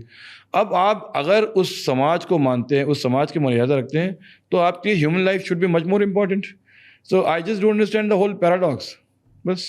But do you feel there's like lot of conspiracy around it कि कुछ पावरफुल लोग करवाते हैं ये काम और फिर उसके बाद बस वो नाम यूज़ कर लेते हैं बिकॉज आज चल रहा है नाम तो चला देते हैं। I told you it's a concept. You feel that's the real? It's a concept. My point is he's in jail. He's in the hands of the government. The government should be able to totally decode it. बस तो मतलब मुझे ये समझ में नहीं आ रहा ना कि इसका क्या वो एक्चुअली रहस्य क्या है, what is the mystery behind entire thing. आपने इतने सारे क्रिमिनल्स और गैंगस्टर्स से मिले हो, कोई साइकोलॉजिकल ट्रेट देखा है सब में जो सिमिलर हो या कोई पैटर्न देखा है? They are very insecure deep down. I have not seen any gangsters very confident. I have not seen any gangster जो बहुत सिक्योर हो। उन सब के अंदर एक डीप सीटेड इनसिक्योरिटी होती है जो उनको गैंगस्टर बनाती है, जो उनसे सारे जुर्म कराती है, सारी हत्याएं कराती है। इनसिक्योरिटी मतलब कैसी? मतलब उसको लगता है कि मुझे जीना है, मुझे जो है पैसे बनाने हैं, मुझे पावरफुल होना है, मुझे और बड़ा होना है। मतलब प्रॉब्लम ये होती है कि जब तक वो गैंगस्टर अपने में सिक्योर होगा तब तक जो है वो ऐसे कोई अपराध नहीं करेगा। For example my point is, आज ये जो लोगों का ट्रेंड निकला है जिन क्रिमिनल्स का, वो लोग सारे क्या हवा देते हैं, हालात की मजबूरी ने मुझे क्रिमिनल बना दिया। या टेररिस्ट क्या बोलते हैं, मुझे हालात की मजबूरी ने, सरकार की नाइंसाफ़ी ने बना दिया। My point is, why don't everyone becomes try to become a gangster, why every man is not becoming terrorist. तो ये एक इनसिक्योरिटी है जो उनको ड्राइव करती है इस तरह करने के लिए। अदरवाइज पीपल नो कि उनको चॉइस क्या करनी है। फॉर एग्जाम्पल आज जितने भी लोग हैं जो फॉर एग्जाम्पल क्रिमिनल बने हैं, they always had the choice to become good people. नहीं बने उन्होंने, उनको सिक्योरिटी के उनको पुलिस एनकाउंटर कर देगी, या उनके पास कोई और लेजिटिमेट सोर्स ऑफ अर्निंग नहीं है, या फॉर एग्जांपल उनको इस गैंग का हिस्सा रहना है वरना उनको भाई गैंगस्टर मार देगा। मतलब सम और the other security has kind of, या वीक लग रहा है खुद में तो पावरफुल बनना। बस मतलब उनको बेसिकली द पॉइंट इज उनको कॉन्फिडेंट होना चाहिए, उनको ये होना चाहिए कि मैं जो हूँ लाइफ में, जो हूँ ज़िंदगी में, मुझे ये नहीं करना है। एंड बस इसकी वजह से जो है वो लोग लाइफ में ये बुरा रास्ता, सारे गैंगस्टर्स में ये सिमिलर होते हैं। Insecurity is there everywhere in every gangster. Perfect, thank you so much. Thank you Raj for spending time, it was pleasure having you. Thank you बहुत बहुत शुक्रिया राज। सब बहुत बढ़िया इंस्पायरिंग है। मतलब ये बिल्ड डोंट टॉक, ये फुल सेटिस्फाइड। मुझे खाली तक सुन आ रहा है तब तक। I am missing so much life. Try again and again and again and again and again and again. Hello. Hi Raj. Hussain तेरी नाम है मेरा, रोज जर्नलिस्ट। मैंने एक किताब लिखी जो इत्तेफाक से फिल्म हुई। So nice to meet you. Pleasure meeting you sir। एक किताब है कि बहुत किताबें लिखी आपने। मुझे बैठ के किसी ने समझाया, एक फिल्म मेकर ने और एक आदमी ने, कि तुमको जाके राज शर्मा से कुछ सीखना चाहिए। वो मुझसे बहुत यंग आदमी है। ऐसे गिल्ट ट्रिप में मत डालो सर, ऐसे नहीं है बिल्कुल। That you are breaking the cage. That's a fantastic thing. Thank you so much ये एपिसोड एंड तक देखने के लिए। अब आपको 3 चीज़ें करनी है। नंबर 1, इस चैनल को इसी टाइम सब्सक्राइब कर लो, क्योंकि जितना आप सब्सक्राइब करते हो उतनी हमें हेल्प होती है कि हम और बेहतर और बड़े गेस्ट लेके आएँ आपके लिए, ताकि आपको ज़्यादा से ज़्यादा हम वैल्यू डिलीवर कर पाएँ। नंबर 2, मुझे अभी कमेंट्स में बताओ कि कौन से ऐसे और गेस्ट हैं जो आप देखना चाहते हो, कौन से ऐसे टॉपिक्स हैं जिनके बारे में आप जानना चाहते हो, ताकि हम उन कमेंट्स को पढ़ के वैसे गेस्ट, वैसे क्वेश्चंस पूछें, वैसे टाइप के टॉपिक्स लेके आएँ आपके लिए। एंड नंबर 3, ये एपिसोड किसी एक इंसान के साथ ज़रूर शेयर करना, ताकि उसे इस एपिसोड से कुछ नया सीखने को या जानने को मिले, क्योंकि एक conversation is enough to actually know something really insightful जो आपकी लाइफ में आपकी हेल्प कर सकता है। I'll see you next time. Until then, keep figuring out.